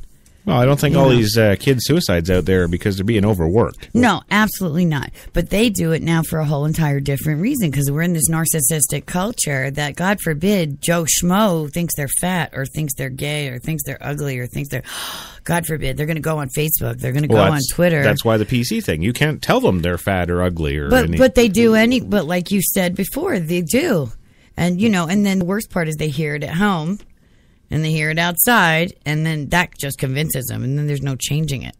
Oh, you don't care. No matter what you say, you're not going to convince them. And kids from my generation, if they put that 2 and 2 together, oh, geez, well, I'm being told I'm fat at home. Oh, now I'm being told I'm fat at school. Yeah, you know what I'm going to do? I'm going to go and get to be the most in shape guy there is at the high school. Well, that's great, and you have to understand something. That isn't all kids from your generation. That's you. That's your thinking, and that goes along to the esoteric causation, which is some are stronger and some are weaker. You know, you were always fiercely independent anyway. But that's not most people. But my cousin Tony, he committed himself to being the best drummer he could be, and he was on par with Neil Peart. Yeah, but nobody ever posted on Facebook that if he had done all that, and during the time he was learning, everybody and his mother was posting on Facebook about how he sucked as a drummer, he'd have killed himself, because that was the most important thing to him. And kids, they're like sharks. They'll find your wound, and that's the thing they'll go for. And that's exactly what happens. That's why I keep plenty of bullets around. That's right. We've got to train the children of today, though, to understand that. Well, I don't know how you're going to do that. We can't even do a good enough job teaching them grade 3. Well, that's another thing, too. You know, I can't be home with the cookies and milk for everybody's child after school to sit down and talk and say, how was your day and what happened and what's the matter? You could do, though, what some other positive parents and stuff out there have done across the country over the last 20 years, and that is several couples I know of, one of them back in Victoria, BC, they first of all opened their home as a foster home, but then after 3 or 4 years of doing that, they realized that they weren't doing enough good, and the kids that were getting placed with them were never allowed to stay long enough, that kind of thing. Right. Well, that whole system is screwed, though. So what they did is they opened a young children and young adult teen kind of center. Yeah. And developed activities, arts and crafts, that kind of thing. The husband, he ran some sports programs and stuff, and they ran completely on donation, and they did really well with that, and they affected change in, I would say, well, they're still going now. I would say, a couple of thousand kids' lives over the years. So, I think that's amazing and wonderful. 2 things that are wrong with that, though. One, and in this country especially, because that wasn't this country, and it wasn't now. No. One, all the kids want to do is play video games, watch TV, or be on their iPhones or iPads. Very true. 2, anything happens to one of those kids and it's lawsuit city. True. So it's just not a feasible solution. Well, not in Canada, because Canada doesn't allow for... We're a litigious society here. It wouldn't work. As soon as that first kid didn't like what one of those, wonderful people did and they cried, he touched me, it'd be over. Right. So it just doesn't work anymore. And it's unfortunate. And those kids learn that from TV because there's no parents at home. So then where do we draw the line and say, okay, our genetics aren't good enough anymore? Well, it's not even a matter that, and I know people are going to hate my saying so, and everybody does, but do I have a solution? No. And here's, it's part of what we were going to talk about this segment was the family participation and, what are the solutions? And, are the global differences that different? And that's kind of what I was leading to, too. But because like I was saying, mostly North American, but even in Australia, the reasons that kids are doing it were the same, and they're all very vague, narcissistic, shallow reasons. Yeah. Nothing substantial. Nothing with meaning. Back then, if somebody said, your mother's an alcoholic, then you might want to kill yourself. But if somebody said, well, you're ugly, you don't go and kill yourself. But here's the difference. Now when somebody calls you ugly, it's to your 600 friends on Facebook. It means something else. Well, this is something else that I think is bad for us as a society of human beings. And it goes to this whole narcissistic thing. Everybody's got to be the superstar on Facebook, I've noticed. Everybody's got to be His Royal Highness or Her Royal Highness, God somebody. help us. Yeah, I know. They've all got to have, professional photos done, and they all have to have amazing accomplishments in their life. You read some of these people on Facebook, you go through their about on their page, and some of the things they put in there are just stunningly are you serious? I once saved a tiger in Africa by bandaging his leg. Okay, don't anybody go and read my husband's about me because...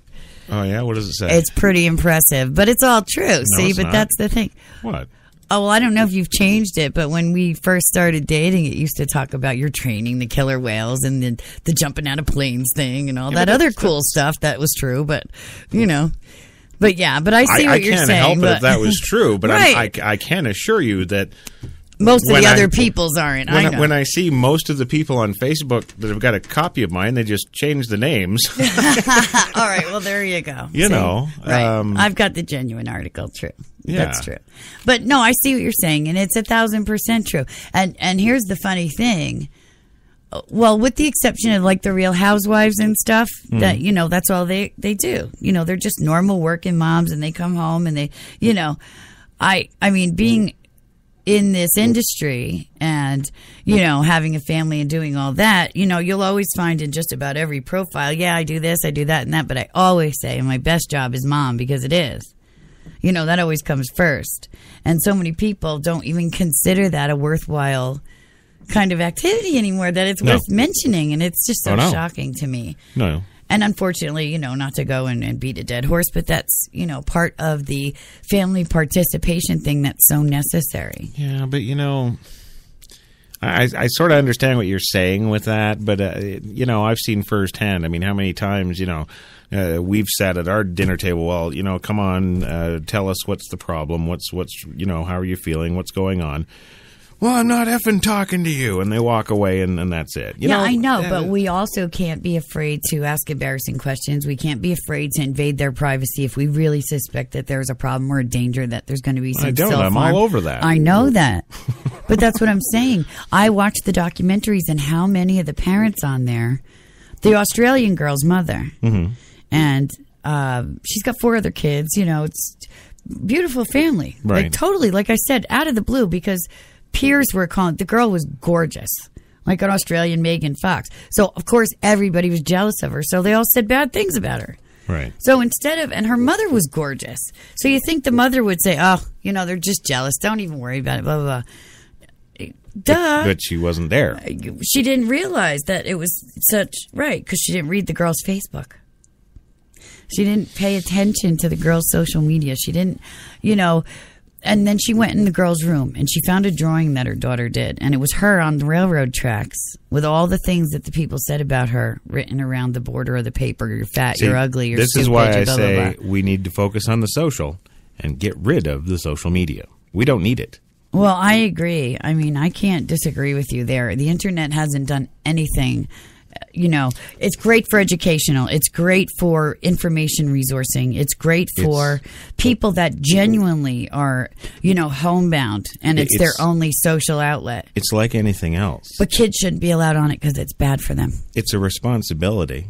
Right. And you need to be held accountable for your actions while you're on it. Well, right. But it's like we try to impose here at home, where it starts, you know, it doesn't matter if your mess is physical or emotional, you clean it up. Right. And, you know, but just having ours or a handful of other families that are there and participatory that do that isn't enough. You know, and here we go, like you were mentioning earlier, the problem is such now, it's so what it is. What do we do now? Except, and you know, my solution is eventually the pendulum's going to completely swing the other way. Everything's going to get wiped. We're going to go back to how it first started when everything actually worked, and it's just going to rebuild from there. Well, you know, I'm sure there's yourself probably and the psychological and the scholared types out there that would tell me that, oh, yes, there's this, and this that we can do, and we just have to I don't impose tell it you on that. I don't have the solution. A master's, grandmaster scale, but I'm more... I don't know, a purist, I think it would be in what I would say, because I'm sort of, you know, whenever there's an abomination in nature, whenever there's an aberration, right, it gets sorted out by nature. I'm a purist in that way too, but yet, you know. It's sad that these kids are killing themselves, but, you know, like you've said earlier, it is genetic in a lot of cases. I think it's just part of that human condition that's not a side that we like to look at, but it's part of the whole. Okay, so you're more for the esoteric causation then. I think where so. It's a survival of the fittest, weakest gets culled, and that's the way it is. However, in the case of suicide, though, it is almost, except for the case of mental illness, 100% preventable. Because it's a disorder of judgment. It's a, you know, just like depression, when it becomes habitual, you know, and that's just the pattern and the habit. And you should know we all suffer from it. Everybody gets in their ruts, and some more than others. And when you're in that rut, nobody can talk you out of it until you're ready to come out. And that's it. You know, it's a disorder of judgment. It's a disorder of negative, flawed, stinking thinking, like I call it. and kids aren't any immune to it. No. And they're even more vulnerable, I would think. Right. Because they don't have any life experience for what comes after you come out of that rut and everything's okay. No. They don't know sunny days always come. They don't know tomorrow's going to come. And this brings me to what I was going to mention a little earlier, the title of that one documentary, There's No 3G in Heaven. So the girl kills herself. She throws herself in front of the train. All her friends are shocked, and she starts reading her Facebook and she comes across, things on her iPhone and stuff like that. And the cops give her mother the iPhone back. And everybody knows that the girl is dead, that she threw herself in front of a train and she's in 16 pieces and she's dead. For months after her death, her mother still got text messages from all her friends. Until the mother finally posted on the girl's Facebook page, because they never took it down for the memoriams and the, remembrances and all that. Please stop texting Paige's phone. She's dead. I have her phone, and there's no 3G in heaven. Well, now you're the victim of Facebook spam. She's not going to text you back. Do you understand the gravity, though, of what I'm saying? These teenagers don't understand that she threw herself in front of the train and she's dead. She's not coming back. She can't get her text messages. She's not getting Facebook on the cloud in heaven. She's dead. They don't understand the finality of the act of suicide. Well, and from the parents' perspective, they'll probably leave that Facebook profile up indefinitely out of memoriam. Yeah, but the point we're trying to make why so many teenagers kill themselves is because they don't understand the finality of the act. They think, I'm going to show them, I'll kill myself and I'll, everybody will feel bad and then everything will be okay. Because they just don't get to come back. They're not going to be, nothing is going to happen after that. It's over. It's done. The mother even said, these kids don't understand. She's not ever coming back. Right. So, it was an incredibly poignant thing, and that's where the title of the documentary came from. And this is what I'm saying. And kids younger and younger and younger are doing it because they just don't understand. And there's nobody around to stop them. Or if they're around, they're immersed in their own Facebook pages and their own Warcraft games and their own, like I always say, 4 o'clock TV dinner and Wheel of Fortune night, whatever it is. Right. And that's it.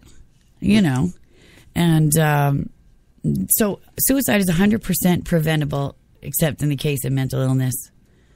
And, it just takes time. And there are signs, go to suicide.org and there's the signs and the symptoms, that help you to recognize. Because serious people that want to commit suicide, they won't talk about it. They'll just do it. But there are always signs and symptoms. Because there's always those subliminal vibes for help. You can always tell, But you have to be aware and you have to be looking for them, And it's global, the causations, like we say, and the reasons, and the things are universal. Mm-hmm. They're not just located to some. The behaviors in Japan pre-suicide are the same here. Yeah.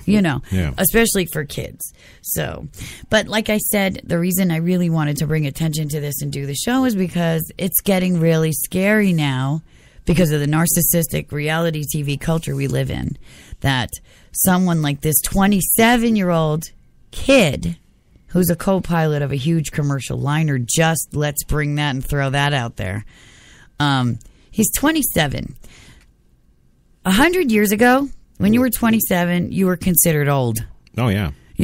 You had to be able to, have a family and till the farm and do all that kind of stuff at 13. And, by the time you were 20, you were, middle-aged. Yeah. And now at 27, you're still living with your parents and going to school and not knowing how to do your own laundry. And, it's a whole entire different world we're living in. It's sad. So, but true that you're going to put a 27-year-old in charge of a huge commercial liner. And, this is still a kid. That if it was a 27-year-old in America, you could be sure he would still be sitting around playing video games and, know, all this kind of stuff. Yeah. So that was mistake number one. But we're in a narcissistic reality TV culture that the rest of the world is starting to, unfortunately, get infected by from this emanation of this country. Because everybody wants to be cool America, and, well, except the other ones. But, they kind of do. I think they just want to get rid of us because they're jealous, but that's just me. So, yeah. Well, it's true. Mm-hmm. That's it. Yeah. So, because flattery is imitation's the sincerest form of flattery. Right. Right.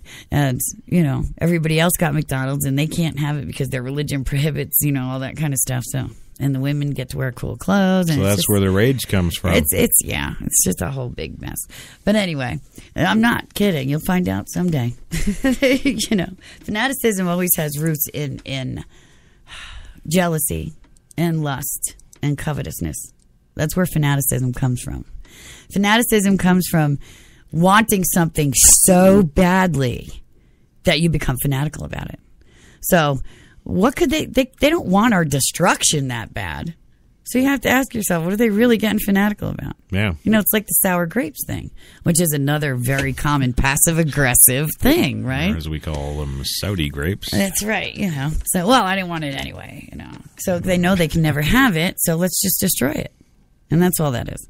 But, in this narcissistic reality TV culture we live in, this is the scary place that suicide is going. At first it was just a middle-aged epidemic. Now teen suicide has been around for a while now. And, the school shooting thing. And now we're getting to this really scary place where, okay, it's not just me. I'm going to take you all with me kind of thing. And every single one of these documentaries as well. Yeah. The ones about the teenagers especially, or the younger people. Right. It was a lot about nobody cares.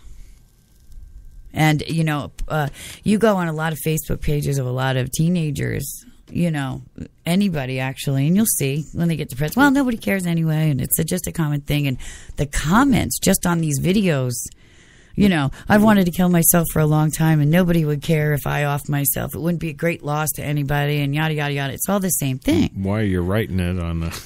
Well, because it's all cry for helps, right? They have such low self-esteem. They're so empty, and, there's no guidance. There's no structure for them to lean on. They're just lost. They're just floating. So they just want the pain to stop. They don't really want to end their life. They want to make it better, but they don't know how. It's habitual negativity, right? So, the common thread among these is, classic example. Evan Perry, when he was in, York Prep, he was in the drama program. Right. Because his parents were both filmmakers, and he's had a camera in his hand since he was 2. Right. So he wrote a play when he was 10 years old about a boy who commits suicide, and all his friends go to the funeral and cry about how great he was and how much he was missed. And this is he writes this. And the school actually put the play on. It was very well written. It was very well done. The kid was brilliant. So then isn't it fair and safe to say that he knew full well what he was getting into? Oh, yeah. But the point of the matter was he wanted this. He felt so empty, and so that the only thing good in his life he could accomplish was through his death, and that people would care then. And they would come and they would talk about how great he was and how much they loved him, and that was it. And this is a great reason why the younger people do this, because they have no self-worth, no self-validation, no ability to project positive outcome in the future, that this is all they've got. And they cling to it. And all right, well, if I can at least amass this and accomplish this, that people are going to miss me and love me, and that's fine. So is it fair to say that it's the brain's lack of ability to make and accomplish a goal? No. No. Well, again, in the case of mental illness, that's an other aside. But in the negativity causation, the habitual one, it's just that nobody's taught them how. And there's a lot of them are extremely academically successful. Yeah. And they have lofty goals. They don't have the confidence in themselves to believe they can attain it. Or a lot of people, it's the negative self-image, that they have of themselves based on, what their peers are saying, because the bullying or the, all this other stuff. But a great chunk of it is from like 12 to 18, you're in that teenage mentality, where depression is the norm anyway. Yeah. And everything is exacerbated. All the notes, all the things, all the posts, they say the same thing. I'm ugly, I'm fat, I'm a slut, nobody's ever going to love me, I'm never going to amount to anything, I'm never going to be successful. These are all the things teenagers tell themselves on a constant basis. And what do we know about what self-talk? Yeah. Right? You train yourself to that. That's right. So that's why, it's that causation is, to me, the majority part of it, And people that have been diagnosed with mental illness generally will be on medication and they'll have resources to go for help. So while depression is 90% of, the mental illness is 90% of the depression and suicide part, I don't believe those that actually, really follow through with it or don't talk about it first or, the ones that come out of the blue like that. I think it's just that negativity, that habituation part of it, that if somebody would have just intervened, because as soon as the kid, even with the mental illness, was put on lithium and put into a structured environment, he flourished, he blossomed. Yeah. And it was only once he was removed from those two things that he jumped out the window. So, I believe it's completely 100% preventable, mental illness or not, unless it's undiagnosed or untreated, So that's just what it is. And the kids today, they'll do that because they think this is the only thing I'll accomplish. I'll get some attention in this way. And if that's all I accomplish, awesome. Yeah, but you won't be there for it. But they don't know that. Don't you understand? And what do you do when you have a 27-year-old man? And I'm sorry, boys. Don't get mad at me. I didn't write this. Men emotionally mature way slower than women. Sure. So you have a 27-year-old man, and he's really thinking like a 17-year-old. So that guy, 27, who crashed the plane and took 150 people with him because he was depressed, even his ex-girlfriend intimated that he had said, well, I want to go out big and, nobody cares anyway. And, Well, she's probably just saying that for the headline and the name recognition. It's possible, but if it was truly an airline-assisted suicide, of which, and you said this stat over there, between 93 and 2012, there were 7,244 plane crashes, and your statistics said that 44 of them were airline-assisted suicides. Yeah. That's a great, even though that only equates to like 0.35% or something like that. Well, still. One is too many, couple people. Year. Yeah. One is too many. So now I've got to worry the next time I fly to Disney World with my kids if the pilot or the co-pilot is depressed. Oh, no. You got to worry if the 747 is coming down here. Well, I'm not even worried about that, but I'm just saying, really, we don't have enough to worry about? Now I have to worry about my own pilots crashing the plane? I don't know. I'm 47, and I still like using the word penis every time I can. So, well, you know what I mean. But that's what I'm saying, though. Yeah. So to assume that this isn't going to be a new kind of trend, that now people are going to not only just suicide because they want the attention of their immediate circle, they're going to take people with them because they want a bigger circle to worship them now. You got to blame the media again because more that they're going to make out of these kind of stories, the more popularity is going to hit. But wait, now you're feeding into the mutual causation, and now you're feeding into the, well, let's not talk about it because we'll implant the idea, and you can't do that. The idea's already there. They're smarter than you. They've been planning and thinking for a very, very long time. It's like, so if nobody ever heard of Columbine, then Sandy Hook wouldn't have happened? No. It's just not logical. And that's a premise that we operated under for a really long time. We didn't give people enough credit for being as crafty and as devious. Because why? The last 30 years we've been mitigating everybody's bad behavior. Oh, it's not their fault. It's a bad home life and, this and the other thing. And no, it's just the fact that nobody's there to raise the kids that they're having. And they're just going off willy-nilly, and they're not being loved, and they're not being cared for, and they're not being supported, they're not being structured, they're not being taught how to grow up and be productive grown-ups. No. So there you go. And then they're having kids, and then we get the stories of the horrendous, abuse and neglect and terrible things that I can't even think about without, I look at my son. I said to you today, I look at my son smiling in the high chair. I'm feeding him. I'm kissing him. And the thought that there is one child on this planet that will never know what that feels like just tears me apart. Well, it doesn't tear me apart. It tears me apart as a mother. It tears me apart. I'm not emotional like that, but, but that's good. It does kind of stagger the mind to think that that level of nurturing, even I as a man. You hug and kiss our son as much as I do. Absolutely, because I think that's important, and I think it's been scientifically proven that it's important. No, don't ask that one chick who says that, kids don't need to be around. I could just, please. Please, there was a report today. Some stupid bimbo, and I invite you to call me chick. Oh my God. She did a report that proved, what did it prove? That it proved apparently that it was on Coffee and Cigarettes today. It proved apparently that children between the ages of 2 and 12, listen to this, 2 and 12 people, 2 and 12 do not need, quote, mommy time. No, they're okay without spending time with mommy between 2 and 12. Yeah. Well, the feeling from the article, which was from the Associated Press, so there you go. Yeah, but who wrote it? They just reported the article. They didn't write it. Well, it was this, looked like a single mom who was trying to be a blog writer. That's the thing. Somebody's trying to assuage their own guilt about being a working mother and not being around their kids. My son is 2. If I go to the bathroom, he blows a spaz. You know, where's mommy? It doesn't matter. The house could be full of people. Mm-hmm. Where's mommy? Uh-oh, where's mommy? Mommy, where's mommy? You know, because I'm the one he feels safest with. I'm the one that, you know, feeds him and diapers him, and when he's sick, you know, rocks him and sings to him and puts him to bed. And, you know, you know what? Kids until they're 5 years old should not sleep in any bed but their own. No, that's a fact. That's a fact.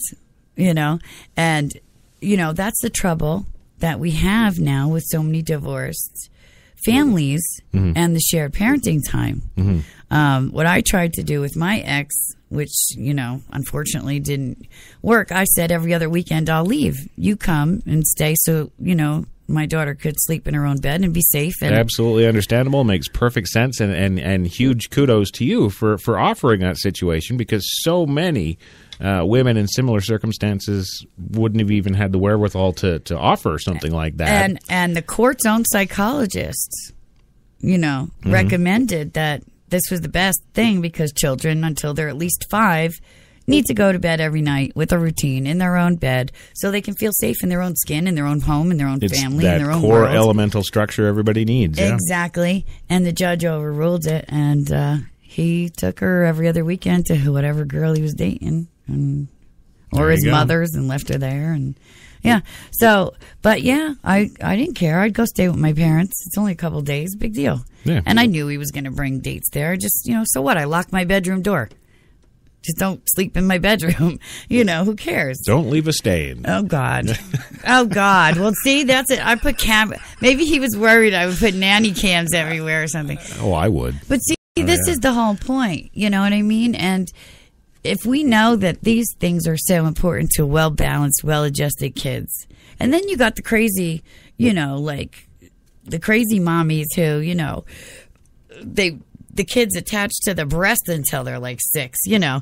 And the extreme the other way. I would rather see that than the neglect. Sure. You know, children need constant input. They need constant, you know, especially at that early age, constant, you know, their little brains are like little computers, and whatever you put in, they're going to retain, and they're going to, you know, they're going to absorb, and that's going to be the foundation of who and what they become. Yeah. You know, especially in that first 5 years, you crazy chick. God, I wish I could meet you someday.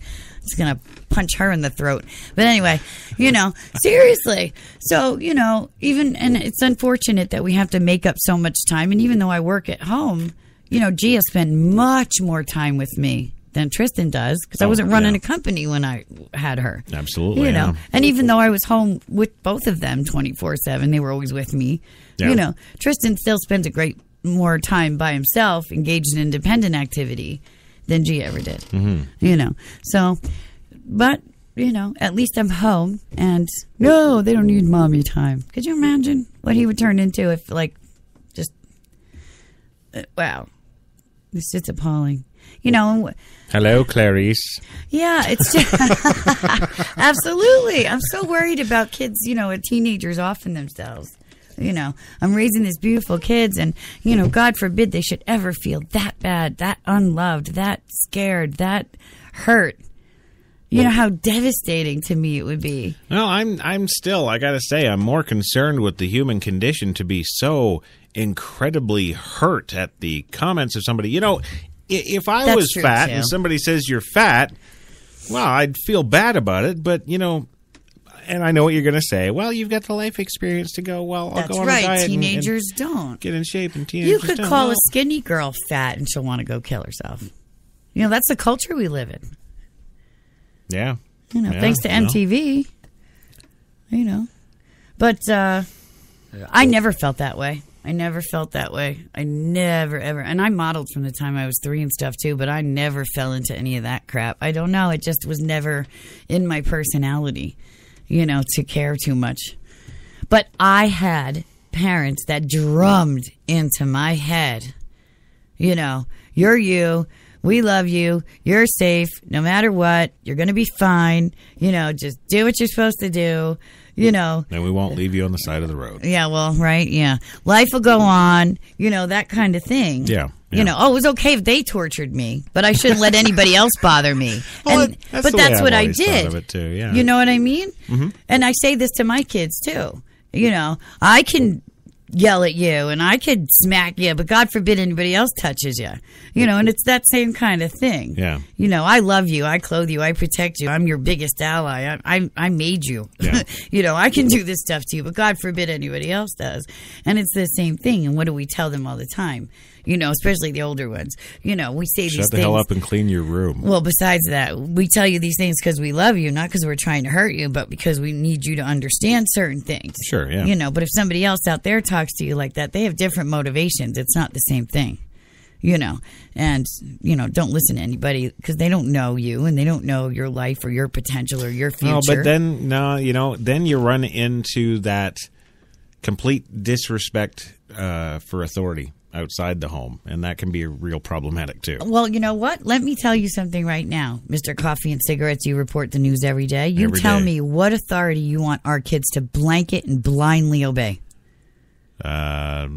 Michelle Obama. No, none of the above. See? There you go. Okay, fine. And I knew that 14 years ago with Gia. Yeah, we're struggling now. Yeah, she's difficult and she's hard to live with because she's in the teenage years. But as an adult, she's not going to put up with anybody else's crap either. No.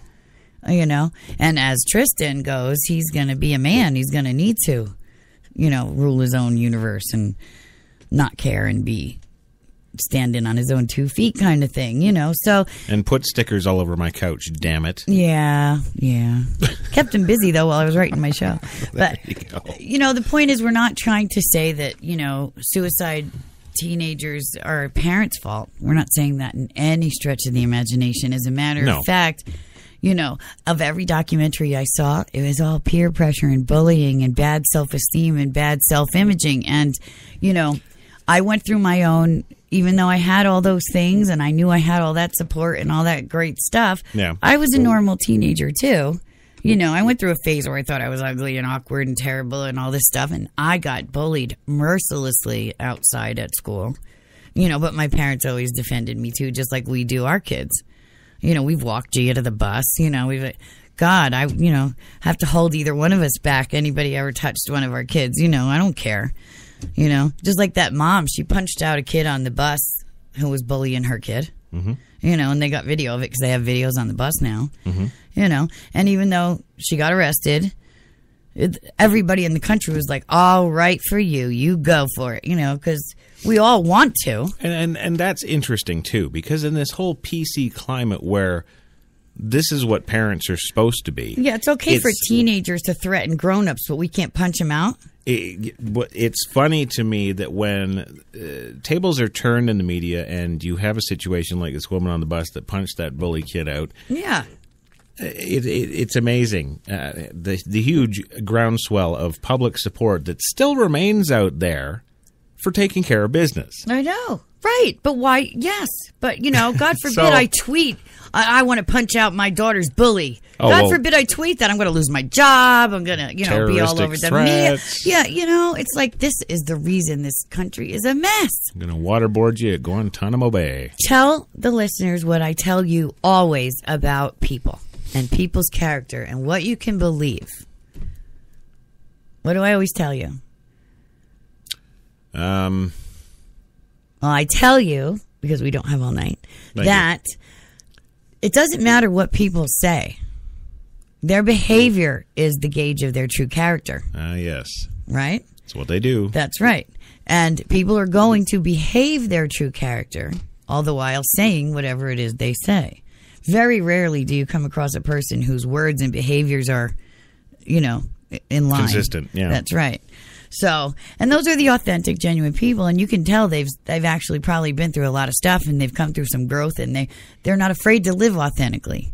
You know, the people that really haven't gotten to that point yet, you know, will try and behave as authentically and to their virtue and their interior core as they can, but they're still going to say the PC thing, and they're still going to say majority rules and what people want to hear. And it's really tough because this is a world that we live in where we have to behave that way. Well, at least on appearances. Yeah. You know, in order for that success. And I've said it all the time. This is the only reason that, you know, owning your own business is hard. You know, I'd rather just stay in my little study and write all day. But I have no choice because this is the only place I can be authentic, and my behavior and my words can be the same. You know, nobody can fire me. You can't fire me. You can shut me off. You can, you know, close your tab, but you can't fire me. So, and that's just the way it is. Sure. Yeah. You know. Well, we are sitting here now at, 114 minutes. So we're going to go for a final commercial break. Come back with the closing bits of the show. We're back in 2. You've got it locked to New York's best talk radio, HTLA Radio 1, New York.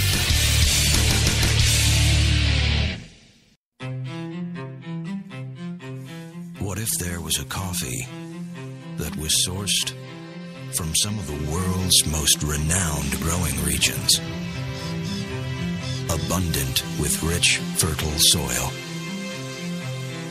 What if this coffee was picked at the perfect moment, then packed meticulously and shipped carefully to be roasted under the watchful eye of coffee masters? What if it was expertly blended, ground, and sealed, ensuring maximum flavor and freshness, then brewed in small batches and always served fresh within 20 minutes, just the way you like it?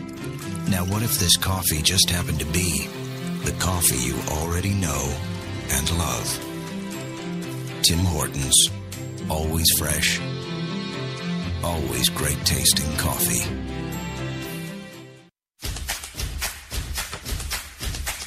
Wait a sec. I found our colors. We've made a decision. Great. Let's go get you set up. We need the brushes. You should check out our workshops. Push your color boundaries while staying well within your budget walls. I want to paint something else. More saving, more doing. That's the power of the Home Depot. Bare Premium Plus interior paint. Only at the Home Depot, and now only $23.46 a gallon.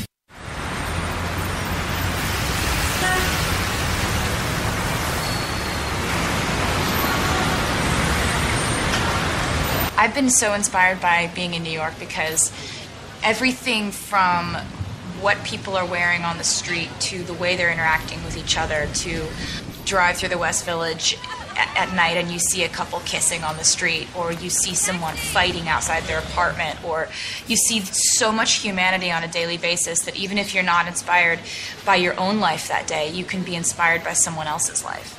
You got that long hair, slick back, white t-shirt, and I got that good girl face and a tight little skirt. And when we go crashing down, we come back every time, 'cause we never go out of style. We never go out of style. Take me out.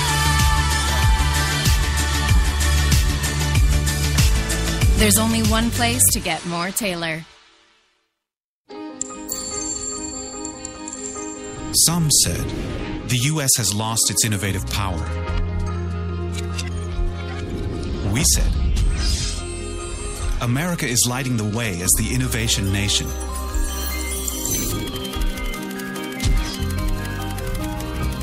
Singular insights, superior execution. That's the power of global connections.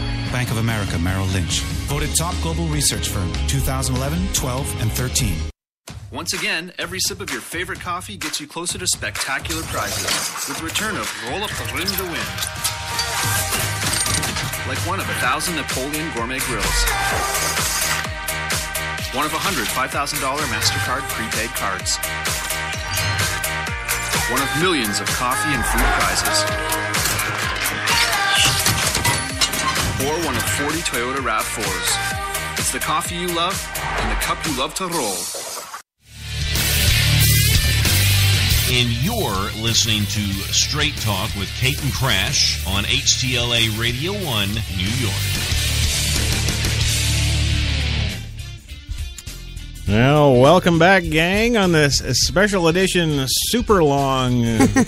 Oh my God, we're going deep, deep into the night. Yes, an what did I call it? An unflinching reality. That's right. Something like that. Straight Talk with Kate and Crash on HTLA Radio 1, New York's best talk. Of course, our exciting and fun show tonight, depression and suicide. Right. Hey, it's important. And there is something else that I hadn't mentioned, and I do need to mention. Yes. Aside from that.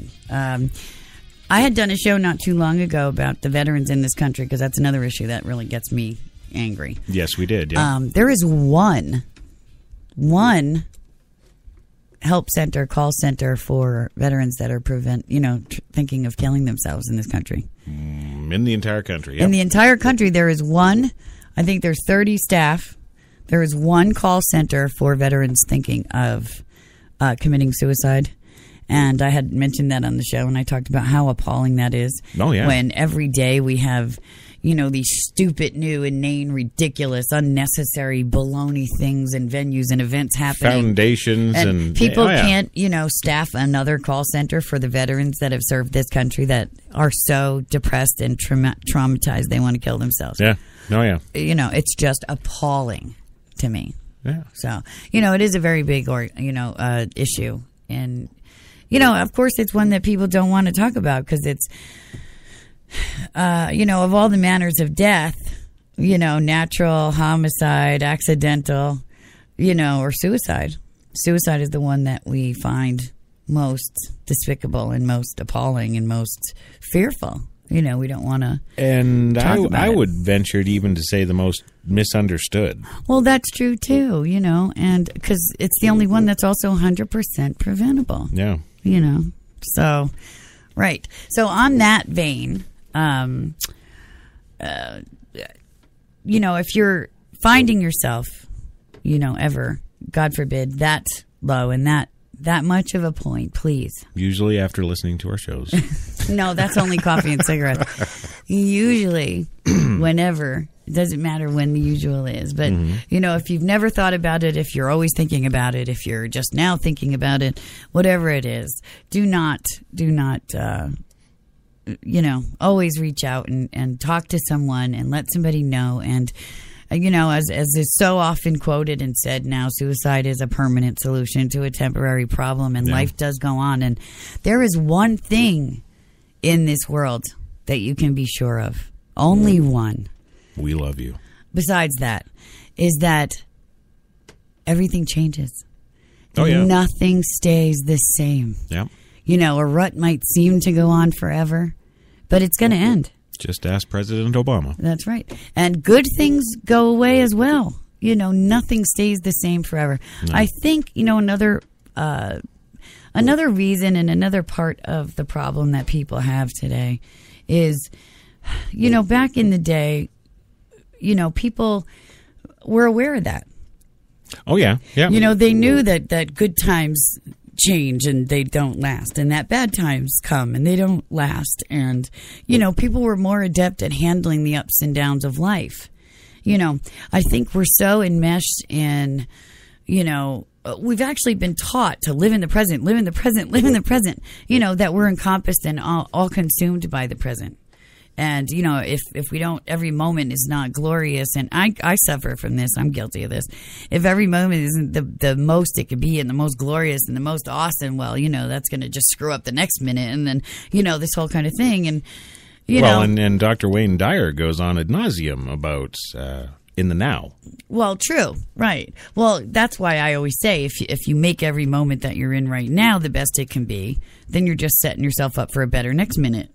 And so on and so forth. But too. I guess the ultimate question there is what might be someone's perfect moment may not be another's. And I guess sure, that difference in perspective could cause that huge misunderstanding, that big gap. Well, there's another reason for the causation for this too, especially among the youth. And it's because we And God, how many of us are guilty of this, especially in relationships? Expectations are the killer of dreams. You know, we expect things to go a certain way, and, you know, we meet somebody, or, you know, we get a new job, and when things don't turn out as we've pictured it in our minds, it's the be all end all. It's, well, if that didn't work out, then what else good in my life could be? Well, there was actually one guy, and the first documentary I watched was a documentary in 2006 called The Bridge. And I recommend it. So it's about the Golden Gate Bridge, which is the place most in the world chosen for people to commit suicide. Wow. And there's like 37 a year there or something now. Yeah. And they'll do it right in front of you. And you watch this documentary and you see it. People just walking along the bridge. They climb over and they dive off. And that's it. And that's it. And it's a very common occurrence there. But that's the LGBT capital of the world. Well, maybe there's another reason for that too. That's probably another reason, because a lot of people find failed relationships and failed love, and they're living what they thought was what they wanted in their dream. And people have to understand that life is the same for everybody. Circumstances don't determine happiness or unhappiness. No. If I have $1 million, I'll be happy. If I find the same sex partner of my dreams, I'll be happy. It doesn't work that way. Life is life. It's, those little things aren't going to fix it. And most of the time, the things we think we want aren't at all what we need. And that's why they don't match. And that's why, things don't work out the way we think. Funny you say that, too, because recently a /co-host /co-guest, or whatever you want to call him, Arnold Schwarzenegger there on Coffee and Cigarettes, he often talks about his motivations and his ups and downs and everything else throughout his whole career. Interesting thing is that way back in Austria, in that little town that he's from, with I think all of 250 people or what have you, right? He started out in his house, his parents' house, and they literally had nothing. No running water, no toilets, no nothing. Literally the very basic core essentials of what we would consider today as being a reasonable status of living. He came from that. He had a dream. Right. And the dream was bodybuilding and then into movies. Right. He didn't even see the governorship thing down the road. But that was his dream, and he took the steps to follow it. And throughout that whole journey, never once was he unhappy. Right. Right at the beginning, at the very inception, that little sparkle in his eye when he looked in that mirror and saw his body naked, and decided that, this is out of proportion. I've got to fix this, and embarked on that journey of bodybuilding through that entire time. He said he was excited when that first dawned on him that's what he wanted to do. That's what he wanted to be, and he's just gone and never looked back from that. Right. Well, when you have that burning desire, is what we call it, which is one of the key components to attaining anything. You have to have that burning desire for it, or else you won't do the steps every day you need to do to attain it. But, now he's in the mansion in the Hollywood Hills. He's been governor. He's been so many other things that he hadn't planned on. It's just all part of the ride. And he's just as happy now as he was in that house. Okay, well, that's baloney. And I can tell you right now. Well, that's what he says. Yeah, well, it's baloney. How can he be happy having betrayed the person that trusted him most? So, again... Oh, we're talking about the maid again. Forget what people say. Forget what people say. What does his behavior say? Oh, well. And I know he was always an idol of yours, and you were devastated that he cheated on his wife. Oh, yeah. It just shattered your pedestal of him, I know. Done. But that's it. The behavior is the determination of the character, not the words. True. So... yeah, there you go. Well, you'll have to suck it up now. Sylvester Stallone is my guy. Oh, wow. Okay. Well, see, there's another, there's tragedies abound for everybody, and that's it. And I don't mean that to say that. I mean, but he lost his son. Absolutely. And absolutely. Look at John Travolta. I mean, success doesn't insulate you from tragedy or heartbreak or any of those things either. Hell no. So, but again, if you're ever in that place where you just feel like you don't have another second to go on, and we've all been there. All you have to do is reach out, and I promise you somebody's going to reach back, because for as awful as I love to talk about this world being, especially this country, it's really not. And I'm an eternal optimist and, seeker of good in everything, wherever it can be found. And I've even been accused of being naive at times, too, because, I still find it hard to believe that the things I hear on the news and the bad things, that there's actually people that can do those kind of things. But, given even my education and all the things I know and the evidence, it's still in my brain, I can't. Like you said earlier, I can't make that neurological connection between, seeing that little child smile in front of you and then doing something to hurt it. Yeah. I hear a baby cry and my guts twist and I have to go fix it and find it and cuddle and nurture it. And I couldn't fathom, Yes, and she often gets the noises of the baby crying confused with the dog. Oh, God, please don't even talk about the animals. He knows. I can't even watch them shoot King Kong or Godzilla without crying my eyes out, right? No, true story. But please, whatever you do, there's, go to www.suicidepreventionlifeline.org or call 1-800-273-8255. There might only be one veterans call center, but there are a great many centers and numbers and places that you can call. findangel.org, mattsfoundation.org, yourlifeyourvoice.org, feelingkindablue.ning.com. That's another. I mean, there are people and places. This is just one of the advantages of the internet and cyberspace. It's like we say, you have to have a license to drive a car. You can't even drink booze until you're 21. You can't buy cigarettes now without showing ID that says you're 35 and over. It's just ridiculous. And I used to be happy to still get carded, right? But, anybody can be on the internet. And anybody can have kids. These are two things that you should need to be accountable before you're allowed to do, And, there's a movie out with Meryl Streep, and it's called The Giver. And it's got a premise that when people are given choices, they always make the wrong ones. And it's unfortunate because I can't really disagree with that. But I don't chalk it up to ineptitude or bad genetics or any failings whatsoever. I just chalk it up to misinformation or not knowing or not having been taught how to critically think and do that, and to make the right choices. Because we're creatures of habit first and foremost. And unless we're taught to habituate good things, we're going to habituate and do the bad things that we just know naturally. Right. And they're usually destructive because we're base creatures. We're emotional creatures unless we learn to critically think and act and decide, emotions aside.